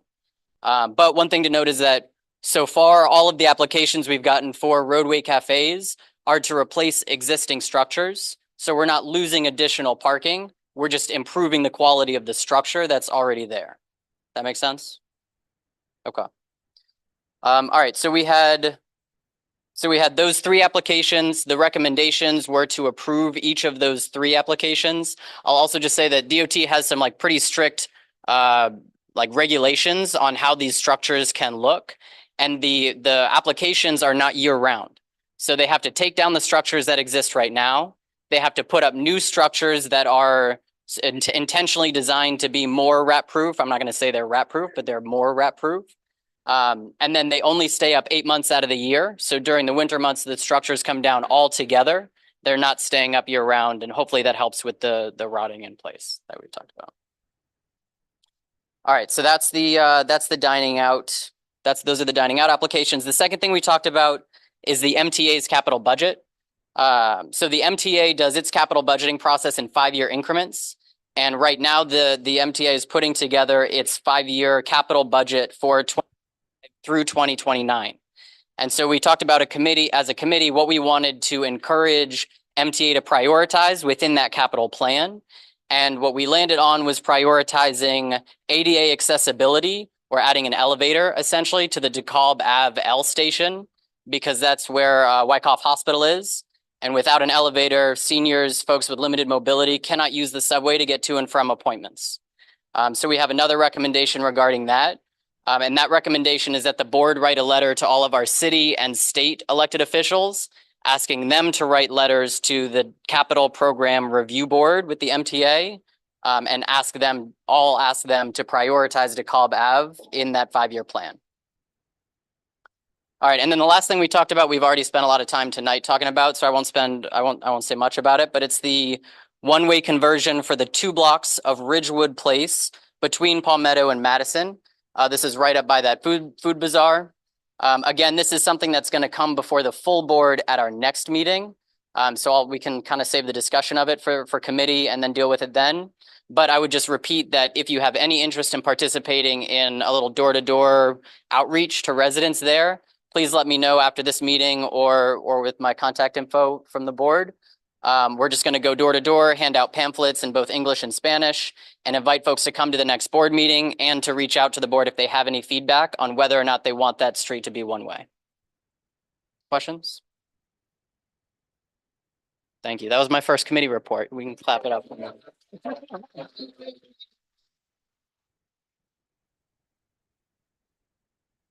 Forgot all about that. Thank you. Thank you to my co-chair, Christian.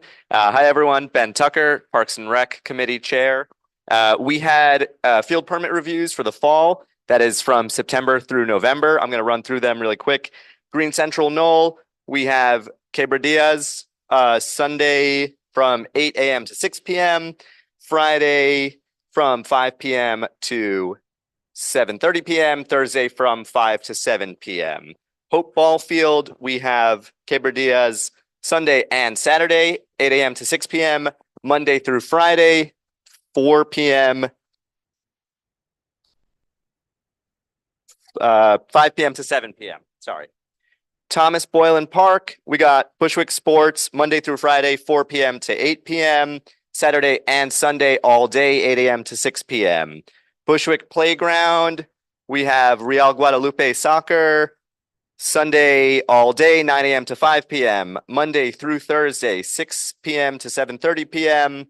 Super Kids on Fridays from 6 p.m. to 7 p.m. and Saturday all day, 8 a.m. to 6 p.m.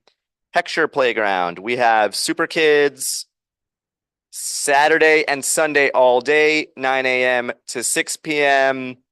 Monday through Friday, 4 p.m. to 7 p.m. There were no conflicts in the applications. Thank you. All right, if there are no questions for either committee, we will move on now to permits and licenses. To me, you want to give that to me?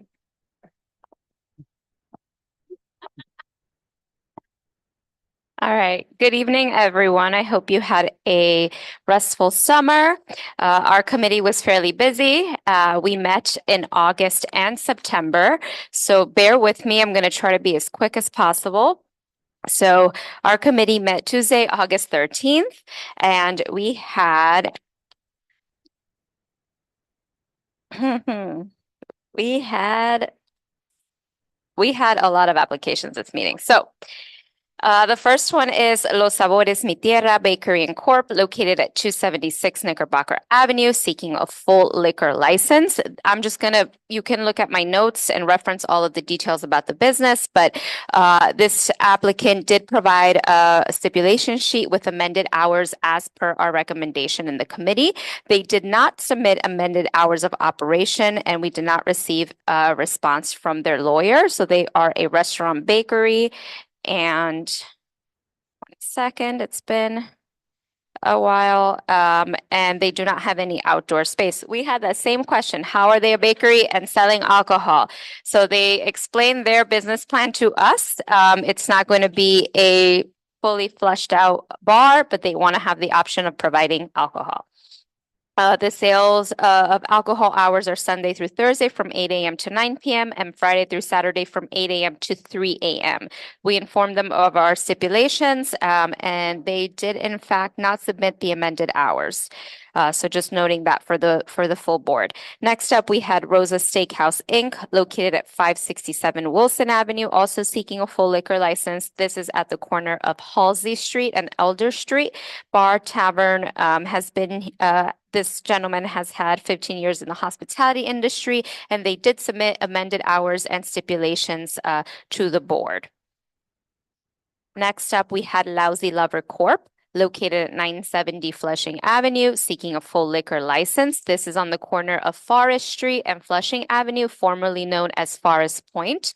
If folks are familiar with that former establishment, there were a lot of issues here. We had many discussions at committee level and at board level with this location. So the applicant received a lot of support from nearby businesses, petitions, and also local elected officials. We did inform them of our concerns with noise complaints. We also had a neighbor who lives directly next door to the establishment join our meeting and express their concerns.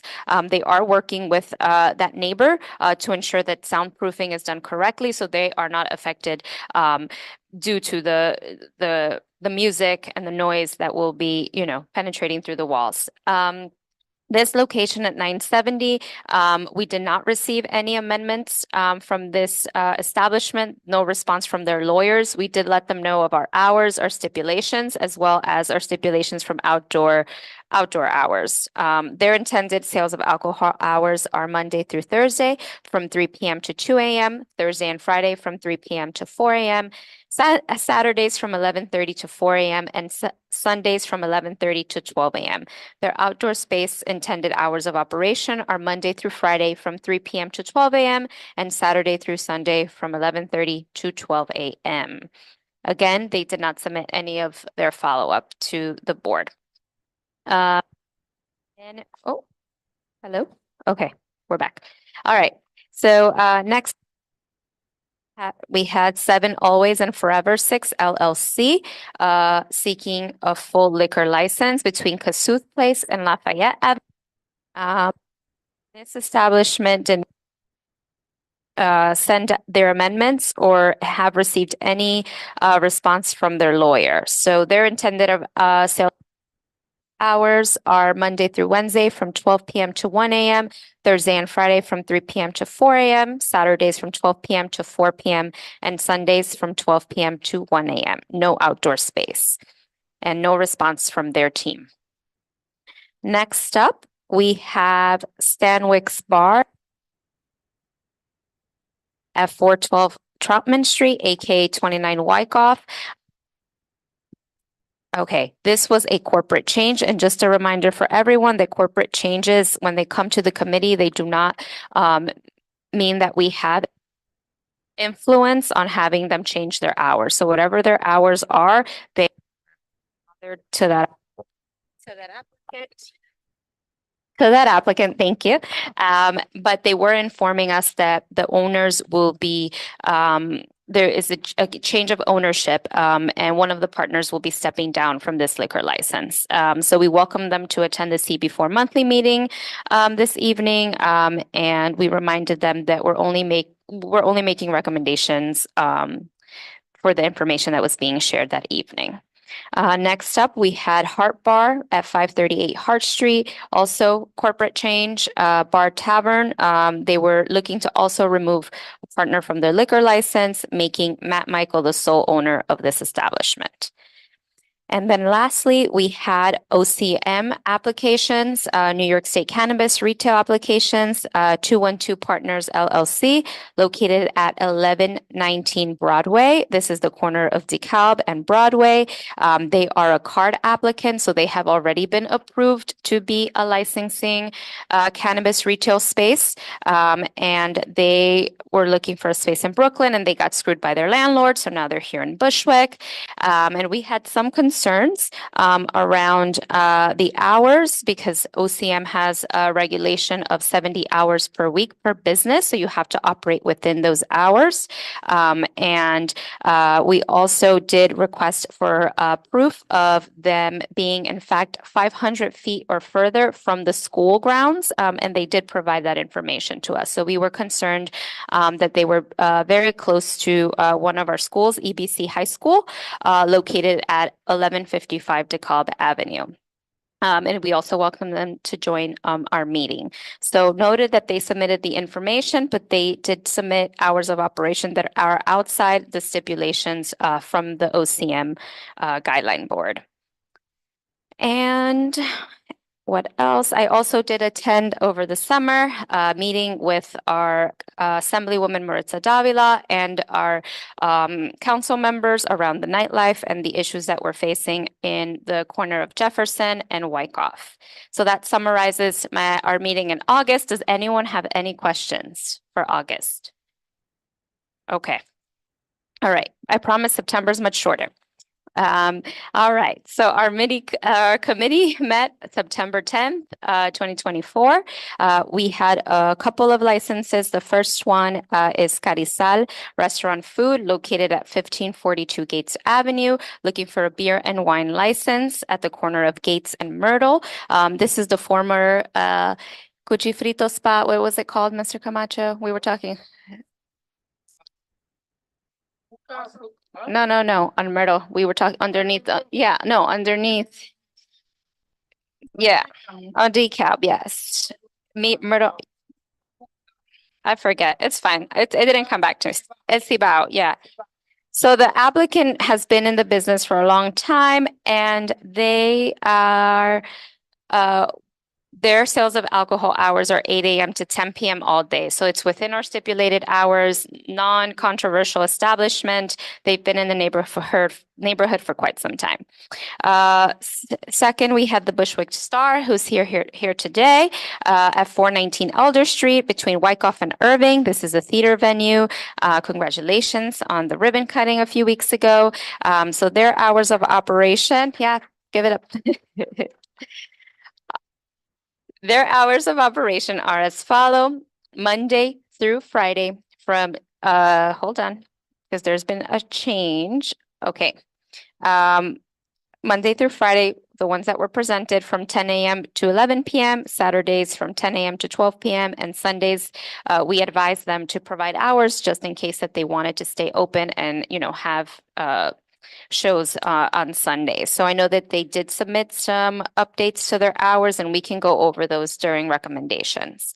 Next up, we had Melanie Corp, restaurant located at 234 Knickerbocker Avenue, seeking a beer and wine license. This is at the corner of Troutman Street and Star Street. And this applicant's intended sales of alcohol hours are Sunday through Thursday from 8 a.m. to 12 a.m. and Friday and Saturday from 8 a.m. to 2 a.m. And no need for amended hours here. They're within our stipulation sheet. So also non-controversial. And next up, we have corporate changes for Bar Bushy LLC, Bossa Nova, located at 1271 Myrtle Avenue, who already have a full beer and wine license, liquor license. They're located at the corner of Hart and Myrtle Avenue. They did not provide any information, so we'd like to extend them some grace and invite them back for our October meeting so we can hear from them. Next up, we have a method of operation change for 296 Knickerbocker Avenue, who has a full liquor license. They're at the corner of Hart Street and Sudam Street. They, in fact, did provide us with amended hours to reflect our recommendation back in November of 2023. So what they were doing is they were providing us an update, including a change in their application to reflect karaoke and security personnel for when they are open. And what else? Let's see. I did update the committee to address just a couple of quality of life issues. We've been having a lot of conversations around the Jefferson L train station and nightlife there. And then also you heard from Christian on behalf of DOT that there's been a change. Applicants who now are part of the dining out program have to go through community boards recommendations. And so we'll be working very closely with them. And I believe that summarizes my report. The only other thing is that Celeste and I did meet over the summer and talked a little bit about the priorities for the committee, and we'll have more information to share out as we plan for the end of this year and the beginning of next year. So thank you if anyone has any questions.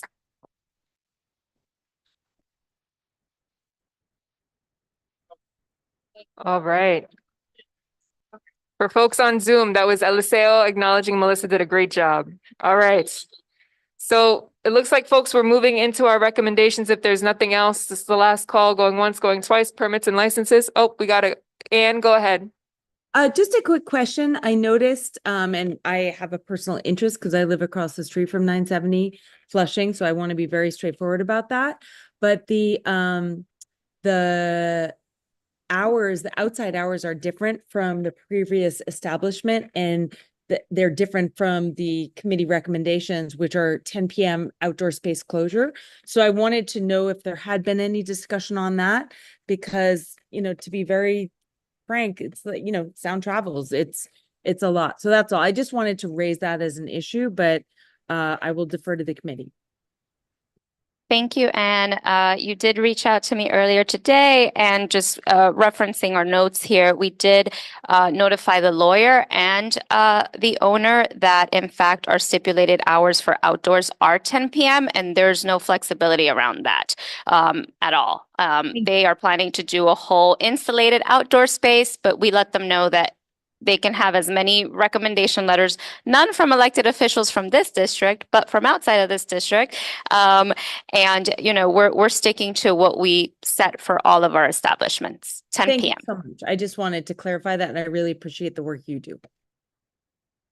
Thanks for raising that, Anne.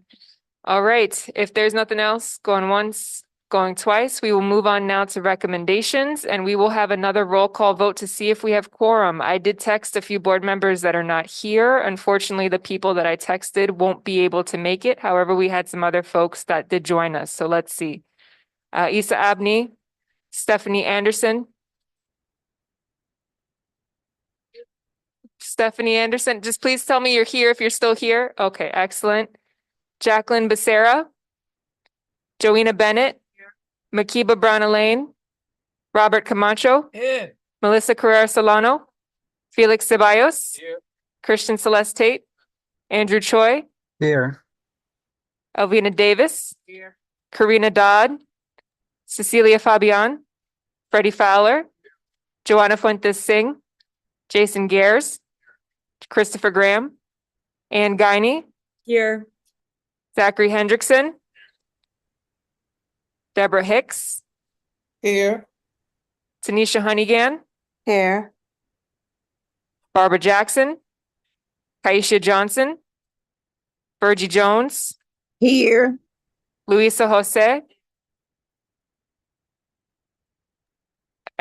Christine Malden is excused. Freddie Madison. Mary McClellan. Desmond Monroe. Alex Moreno. Ramika Nichols Barnes, please sign in when you have a chance. Zuma Navoa, Present. Gotcha Z. Carlos Ortiz, Caitlin Penner, Raul Rubio, Eliseo Ruiz, Milagros Sandoval, Bernardina Shell, Barbara Smith, Present. Annette Spellin, excused, James Stewart, excused, Jessica DiBercio, Ben Tucker, Jerry Valentine, Present. Linda Whitfield. One moment while we tally.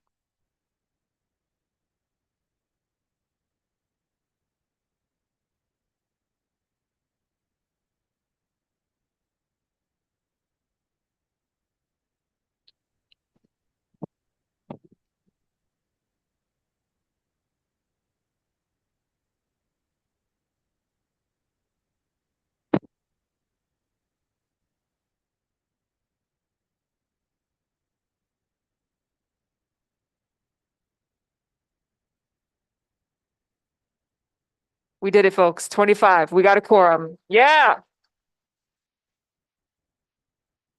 All right. So recommendations, committee chairs, please let us know what recommendations need to be voted on this evening. We can start with civic public safety, health, human service, senior citizens, veterans. My understanding it's just the budget requests. Is that okay? Is there a motion on the recommendation from that committee for the budget requests? Elvina moves. Second by Melissa Carrera Solano. All in favor? Aye. Any opposed? Any abstentions? So moved. All right, next we have environmental protection, transportation, sanitation. So there are several recommendations.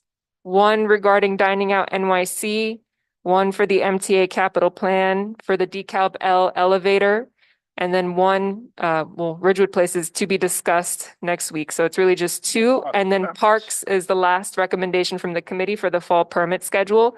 Does the board want to vote on those individually, or would someone like to make a motion for a blanket vote? I, Robert Camacho, make a motion to do a blanket vote. Mr. Camacho made a motion for the blanket, second by Mr. Ceballos. All in favor? Any opposed? Any abstentions? Oh, one moment, please. All right. Any other opposed or abstentions for the blanket vote? None. Motion carries. All right. And is there a recommendation for those or motion for those recommendations? So, Joanna Bennett makes a motion for those recommendations. Is there a second? Second by Barbara Jackson. All in favor? aye. Any opposed? Any abstentions? Okay. Anyone else? One opposed? Motion carries. All right. Next, we have permits and licenses. There are a few ways to do this. So I will give some examples. You could blanket vote for each month. So blanket vote for all of August, or you can blanket vote for both months, August and September. Or the board could choose to vote on each one individually. What would folks like to do? Make a motion. Excuse me, I took for the motion. Oh, do we have something? Ms. Hicks, did you have a question? Because that in that August vote, I did a nay for the dispensary. Yep, so it would be based on whatever the committee recommended. So this is just to vote on everything together. So If it'll be a that's what, blanket vote. Okay, it's a blanket vote. I just want to let you know there was a nay. potentially, Joanna Bennett was going to say something. I'm not sure where Okay. she was going yet. All right, go ahead, Joanna. To vote on the votes for August and September. So Joanna Bennett made a motion for a blanket vote for August and September. Let me just document this, folks. And then Mr. Fowler seconded. All in favor? Any opposed? Any abstentions? So move for the blanket vote. Is there a motion for the committee recommendations? Have to make the recommendation. Yeah, okay. Jessica DiBarcio makes the motion. Is there a second? Stephanie Anderson, second. Okay, let me just document this. One moment, please. All in favor? Any opposed? Okay, one moment. Any others opposed? Any other abstentions? Can I just make a note on the blanket votes? So with the establishments that did not provide any amendments or any updates, it would be a no vote with steps. I just want to make sure that's clear Okay, based on the committee. everyone understands that? Okay. Okay. Are we, okay, Okay, we'll note that, no with steps because they did not submit any without updates. updated documentation. Yes. Okay, And then for Bushwick Star, I just want to note the hours would just be reflected on the application to differentiate between operation hours and sales of alcohol hours. okay, And that doesn't require a vote, just to have it there. just for For reference, yes. Okay. Thank you. Thank you. All right, so we have one opposed. Were there any abstentions? Seeing and hearing none, this motion carries. Thank you, everyone. Was there anything else, any other recommendations? Going once, going twice, none, old business? Going once, going twice? Any new business? May I raise the question of the B-52, the MTA? Go ahead, Ms. Hicks. New Yeah, business? Transit was supposed to have an outreach to CB4 in January 19th, and I don't believe we had one. They wish to remove stops, and I think that's kind of perilous for us between Irving, Wyckoff, and Broadway. So I'd like to invite them, have the committee invite them to come speak to CB4 and somehow notify the community as to what their plan is to remove these steps. It would be hazardous for seniors, for the handicap. There are long walks they want us to take late at night between bus stops. They're removing several of them. Thank you, Ms. Hicks. So just to note, this is in reference to the Brooklyn bus network redesign and the impact on Bushwick regarding any changes in the train lines, excuse me, the bus lines. So we will refer this to the Transportation Committee and follow up with the MTA. Thank you. All right. Anything else? New business? All right, hearing none, we have announcements. Folks, please, if you're here in person, line up 1.5 minutes. Folks on Zoom, please raise your hand. Go ahead, Joe, on Zoom. Hey, everybody, this is Joe from Friends of Irving Square Park. I wanted to flag something that's, important to everybody here. And that is on Monday, the 23rd, the Parks and Recreation Subcommittee here is going to be reviewing the Parks Department proposal for a dog run at Irving Square Park. We've heard a lot of feedback from people both for and against, and we're actively gathering that feedback from members of the community, right? We have over 200 responses already. We're doing door knocking as we speak tonight. We really encourage you to provide your feedback either ahead of time or attend the meeting on Monday so that you can talk to the Parks Department and we can hash it out. On our website, irvingsquarepark.com/dogrun, you can supply your input. I'm sorry I can't be there in person to gather more input, but again, irvingsquarepark.com/dogrun. We really want comments from everybody about what this might mean for the park. Thank you so much and hope to see you Monday. Thank you. And Edward on Zoom. Thank you.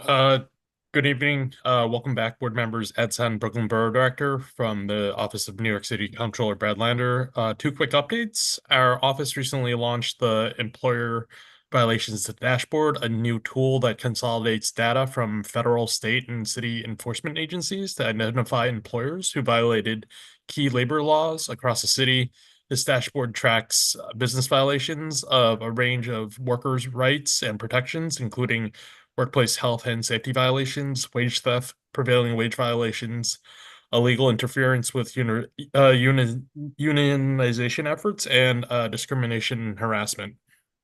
This dashboard also features an annual employer wall of shame, which highlights employers who committed the most significant labor law violations in the past years based on the severity and frequency of the employer's violation. I'll share a link to that in the chat. And lastly, our office would like to cordially invite you to celebrate with us the 2024 Hispanic Heritage Month celebration. We'll have a wonderful program with great honorees, cultural performances, and of course, food. This will be taking place Wednesday, October 9th, from 6 to 8 p.m. In Washington Heights at the United Palace. It's 4140 Broadway. And I'll share the link to that you may RSVP as well. Thank you. All right, Juan on Zoom. Hey everyone, so quick announcement from us. We are proud to announce that we had a great back to school events. A special shout out to Hispanics Federation, the Puente, Moore Street Market, and PS 123 for hosting us and doing the backpack giveaway. Our office has been hosting mobile office hours. We have been at the Riceboro Market on Saturdays once a month, so we will be there out there again. Another update is that we do have the District 34 trash force. So if anybody has any trash complaints, please reach out to our office and let us know. And I'm happy to announce that we did organize a successful event with HR Ray and Riceboro to help tenants apply for one-shot deals. I want to say we had around 40 tenants who came out to apply, and we may be hosting another one in the future, so I'll keep everyone updated about that. And then 2 events that are coming up. We will be having a legacy walk to honor Puerto Rican pioneers. It will be on September 25 at 3 p.m. We will meet at Borum and Graham, and then we will walk at 2 code names that have already existed, and we will unveil another code naming Borica College Way at 4 p.m. And then we will be hosting a block party as well on October 5th. That will be on Williamsburg. I will send the flyer out with more details when I have it. And then just one flag that we have for everyone. We have been seeing an uptick on fraud on food stamps cases. So if anybody does have any fraud case, please let us know. And then we've also heard about constituents facing trouble with one-shot deal cases where they apply and they don't go through everything. So if anybody has any trouble with a one-shot deal case, please let us know and we're happy to reach out. Thank you. Thank you. I don't see anyone else on Zoom. We'll go in person. Good evening. My name is Bonita James. I'm with the Brooklyn Public Library, Washington Irving branch. So we want to thank everybody for supporting the library because we got our budget back. So thank you. Thank you. We also have for back to school, we have our kids online free service for Brain Fuse. It's an online tutoring for home math, reading, writing, science from 2 to 11. Only thing you need is your library card. We have in-person after-school programs. Please check that out. We also have teen internship applications and other paid opportunities for teens at the library. We're also promoting voting registration. And check out our flyers from Washington Irving. My card is in the back. Good night. Hey, everybody, Lacey Tauber, Brooklyn Borough President Reynosa's office. It's so good to see you all again.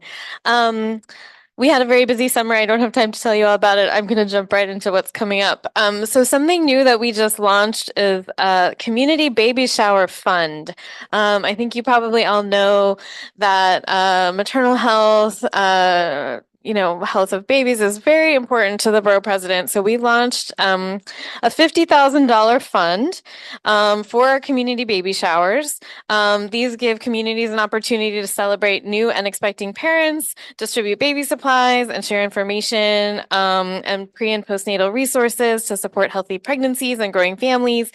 So through this fund, eligible Brooklyn nonprofits can apply for up to $5,000 in matching funds to support the cost of non-personnel expenses associated with these baby showers. So if your org wants to apply, please visit our website. We've gotten a few applications. There's still some money left, so check that out. And then events that are coming up. So I brought some flyers for all of these things. There's probably still some in the back. One, I don't know if y'all know this, but next week is New York City Climate Week. There's going to be events happening all over the city. And we are doing one at Borough Hall on Wednesday, the 25th, from 8 to 5. It is called the Sustainable Cities Summit. We are partnering with a bunch of companies that work in the planning space. We're going to talk about about sustainable buildings. We're going to talk about sustainable freight. We're going to talk about the future of congestion pricing. The BP is going to be on that panel. So that's something that I'm looking forward to. And then on the 27th, we are having a tribute concert for gun violence survivors and victims to raise awareness of this issue in the borough. There are a bunch of artists involved. Check out the flyer. That's going to be at Brooklyn Borough Hall outside from 3 to 5. Again, that's on the 27th. And then finally, this is something that actually I've been working on a bunch, which is we are coordinating kind of a community input process for the Department of Environmental Conservation's Community Air Monitoring Initiative in Brooklyn. And Bushwick is part of the area that the Department of Environmental Conservation has studied. They've been collecting air quality data over the last year, actually with this contractor called Aclima using vehicles, and they have processed all their data, and now they want to share it with the public and get your input and your experience with air quality in your neighborhood, so that we can start developing real mitigation strategies. I'm sorry, I know I'm done. That's it. But that's going to be on October 10th from 6 to 8 at Borough Hall. We're doing a lot. I'm sorry. Okay. All information. Hey, everybody. I know it's late, but we're all excited to share this info with you. So I'm Amy. I'm tenant organizer with the Bushwick Housing Independence Project. We're a tenant organization that teaches tenants their rights, encourages them to assert those rights, and to form tenant unions. 2 important points. We have flyers of this community meeting that's coming up on the 25th of the month on Wednesday from 6:30 to 8 p.m. at El Puente, 311 Central Ave. It's always confusing which way to stand because I don't know if it's for the camera or what. And what we're doing is we're actually teaching tenants about the Just Fix tool form. That's fine. Hello? Yeah? Okay. And it's a platform that tenants can use to research their landlord's information so that they can organize with their neighbors to hold the landlord accountable. The meeting's going to be in English and in Spanish, and also we have food and drinks. And then really quickly, we have this flyer that's reminding folks that live in rent stabilized apartments what their rent increases were decided on, voted on by the RGB in June. So for 1 year, if you sign a lease renewal, is 2.75, your rent can go up. And for 2 years is 5.25%. These are some of the things that we teach folks about to get involved so that we can have a better living situation and stop getting pushed out. All right, thank you. Also, my contact information is 929-324-7859, and our email is bhiporganize@gmail.com. Thank you. Noel Elaine from the Bushwick Star Theater. Again, thanks to everyone for the warm congratulations this evening. We're very excited that we opened our new theater. And I just want to let you know we have a play that's going to be opening on October 15th. We're starting performances October 15th called A Woman Among Women by Julia May Jonas. It's the first show of our season this year. There's some really exciting artists throughout the year. I put some brochures down, but it seems that they all got snatched up, which is great. But you can see the information there, or you can just look us up on our website at thebushwickstar.org. Of course, star with 2 R's. But we hope to see you at the theater now that we're finally open. Thanks.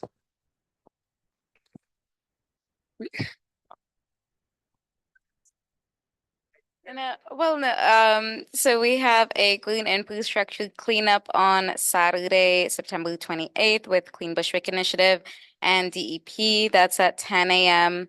At Maria Hernandez. We'll be stewarding the rain gardens, cleaning the street. Should be fun. And then just a soft reminder, save the date, that Calabaza Fest, the 14th annual one, is on Sunday, October 27th. So if you want to get involved, if you want to volunteer, if you want to perform, anything like that, definitely reach out to us, and I have flyers over there for that. Good job. Thank you. Good evening, everyone. My name is Jonathan, here representing Congresswoman Nydia Velasquez. I hope everyone had a great summer. Let me keep this short and sweet. 2 updates. We had a student internship and resource fair in Cypress Hills. We had different organizations, federal agencies, and nonprofits that had internships for our high school and college students.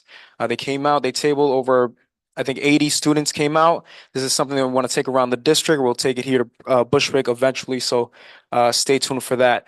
I also want to mention, as the councilwoman mentioned when she was here, we are collaborating with Councilwoman Sandy Nurse, on a National Preparedness Month Town Hall. It'll be right here, so you know how to get here. It'll be right here. September 30th, Monday, September 30th, from 6 p.m. to 7:30. We have FEMA, we have the American Red Cross, DEP, Emergency Management, New York City Department of Health, that are all going to present and, you know, provide great information. Yeah, so come out to that. The flyers are up in the front. We also have in the back, we have flyers on how to request assistance on the Congresswoman's website. So if you need help with a federal agency, take one of these.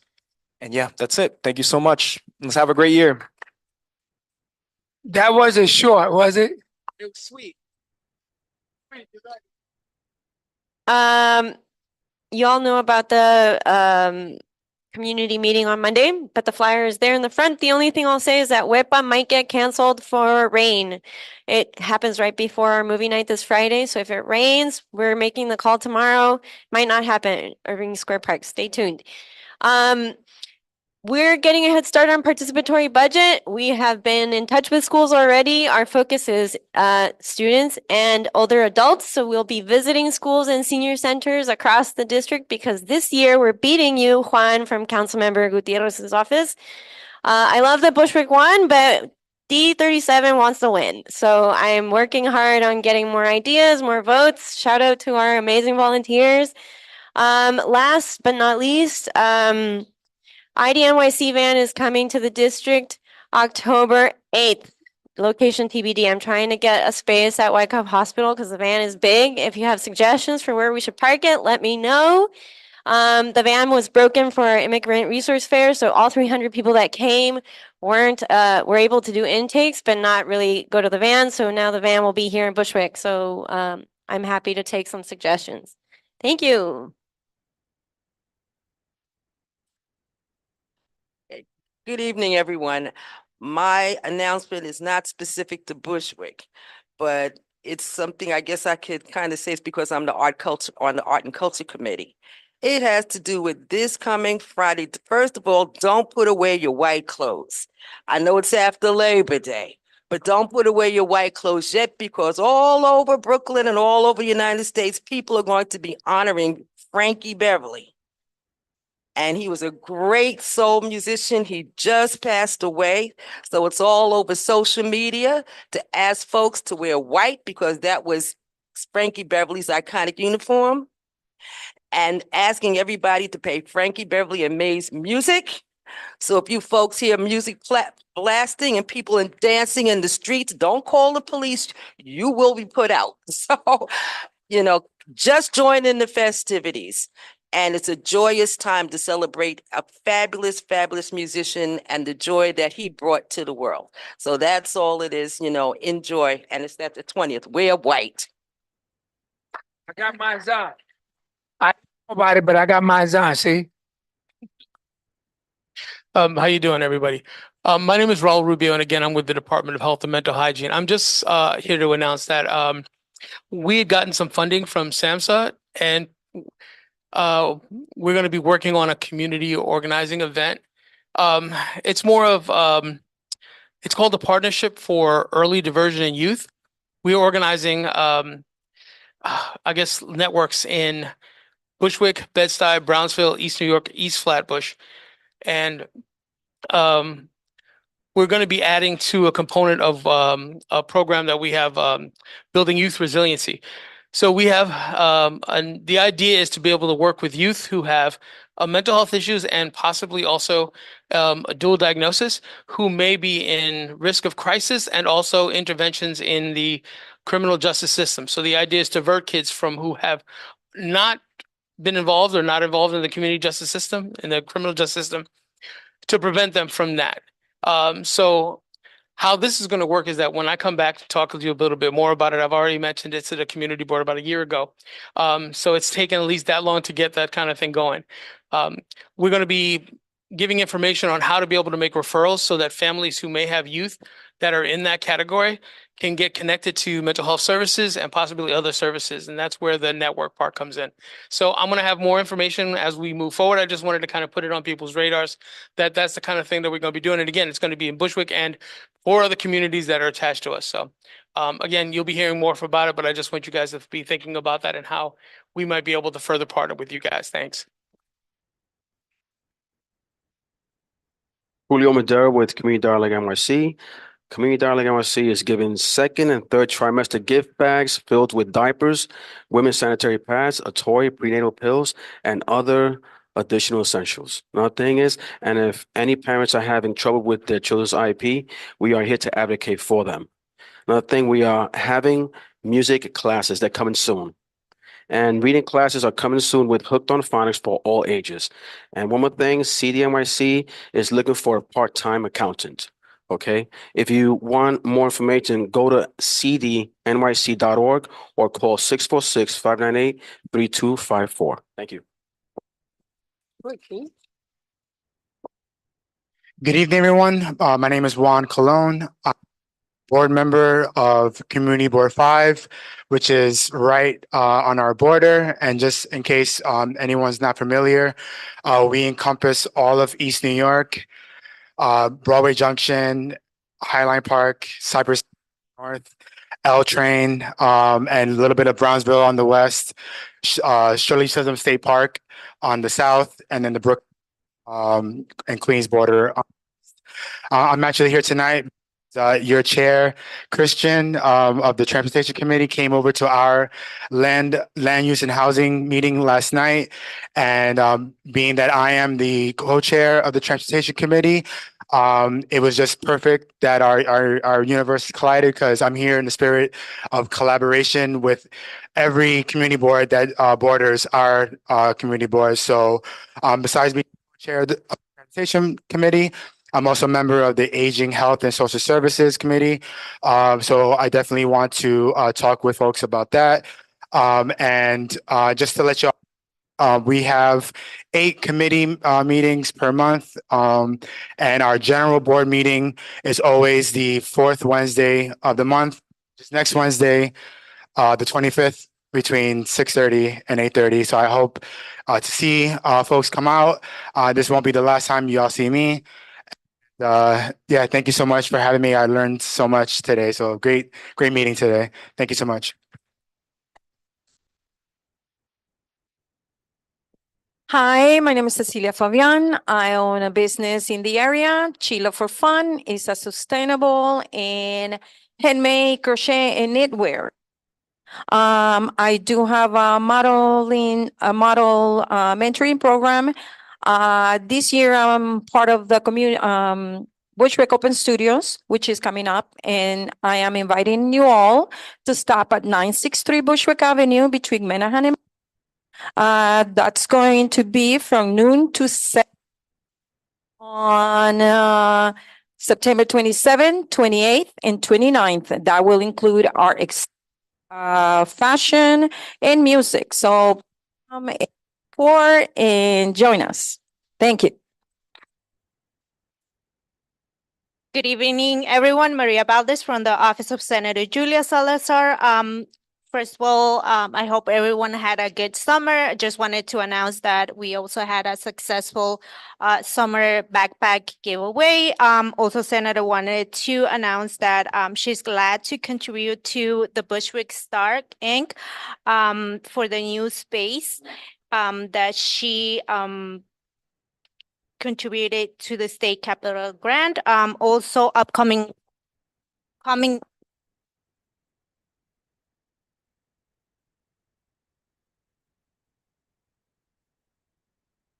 Thank you. Is it working? Not working.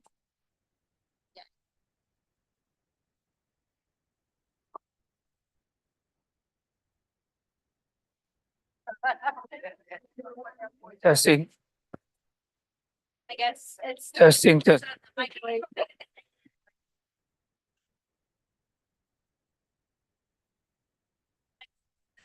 They're all cut.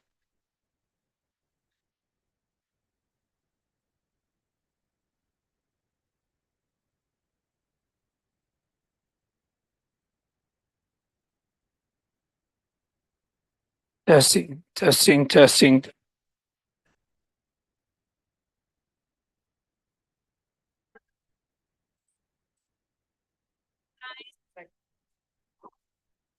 Testing, testing, testing, testing. Testing, testing. Hello? 1, 2. It's not working. You hear me on the headset? So then it's a speaker. Hello, hello, Speaker. hello? I hear you. Oh, you hear it?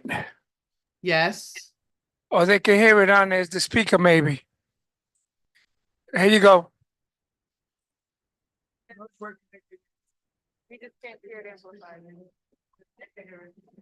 Yeah. Okay, so just two updates that we have upcoming events. We're partnering with HRA for coming in the second week of November. We will be sharing the flyers. We are also partnering with ACC to adopt a pet November 2nd. So stay tuned for flyers that we'll be sharing along. Thank you.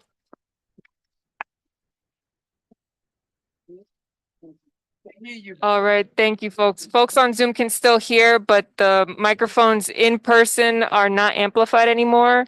We're going to go ahead and move from announcements to our second roll call. Board members, please be ready. In reverse alphabetical order, Linda Whitfield, Jerry Valentine. Can folks on Zoom hear? Just want to make sure. Hey, Ben Celeste, it's Tucker. Jerry. Yes, present and good Okay, night. gotcha. Have a good Good night. night. Ben Tucker, Jessica DiVercio, Barbara Smith, Milagro Sandoval, Eliseo Ruiz, Raul Rubio, Did you hear Caitlin me? Penner, Carlos Ortiz, Did you Zuma hear me? Novoa is excused, Romika Nichols Barnes, No, they didn't hear me. I'm sorry. Alex Moreno, Desmond Monroe, Mary McClellan, Friday Madison, Luisa Jose, Tara Jones Thomas, Virgie Jones, Kaisha Johnson, Barbara Jackson, Tanisha Honeygan. Present. Oh, gotcha, Virgie. Tanisha, Gotcha, present. Tanisha. Okay. Deborah Hicks, Good night. Zachary Hendrickson, Ann Guiney, Present. Christopher Graham is excused. Oh, gotcha, Chris. Yep. All right. Well, you were excused, but you're here. Jason Gares, Joanna Fuentes Singh, Freddie Fowler, Cecilia Fabian, Karina Dodd, Alvina Davis, Andrew Choi, Here, good night. Christian Tate, Felix Ceballos, Melissa Carrera Solano, Robert Camacho, Makiba Brown Elaine, Joanna Bennett, Jacqueline Becerra, Stephanie Anderson. Did I hear Jacqueline? No, I did not. Motion to adjourn, folks. Melissa makes a motion to adjourn. Freddie Fowler seconds. All in favor? Aye. Any opposed? Any abstentions? So moved. Good night, everyone. It is 8:49.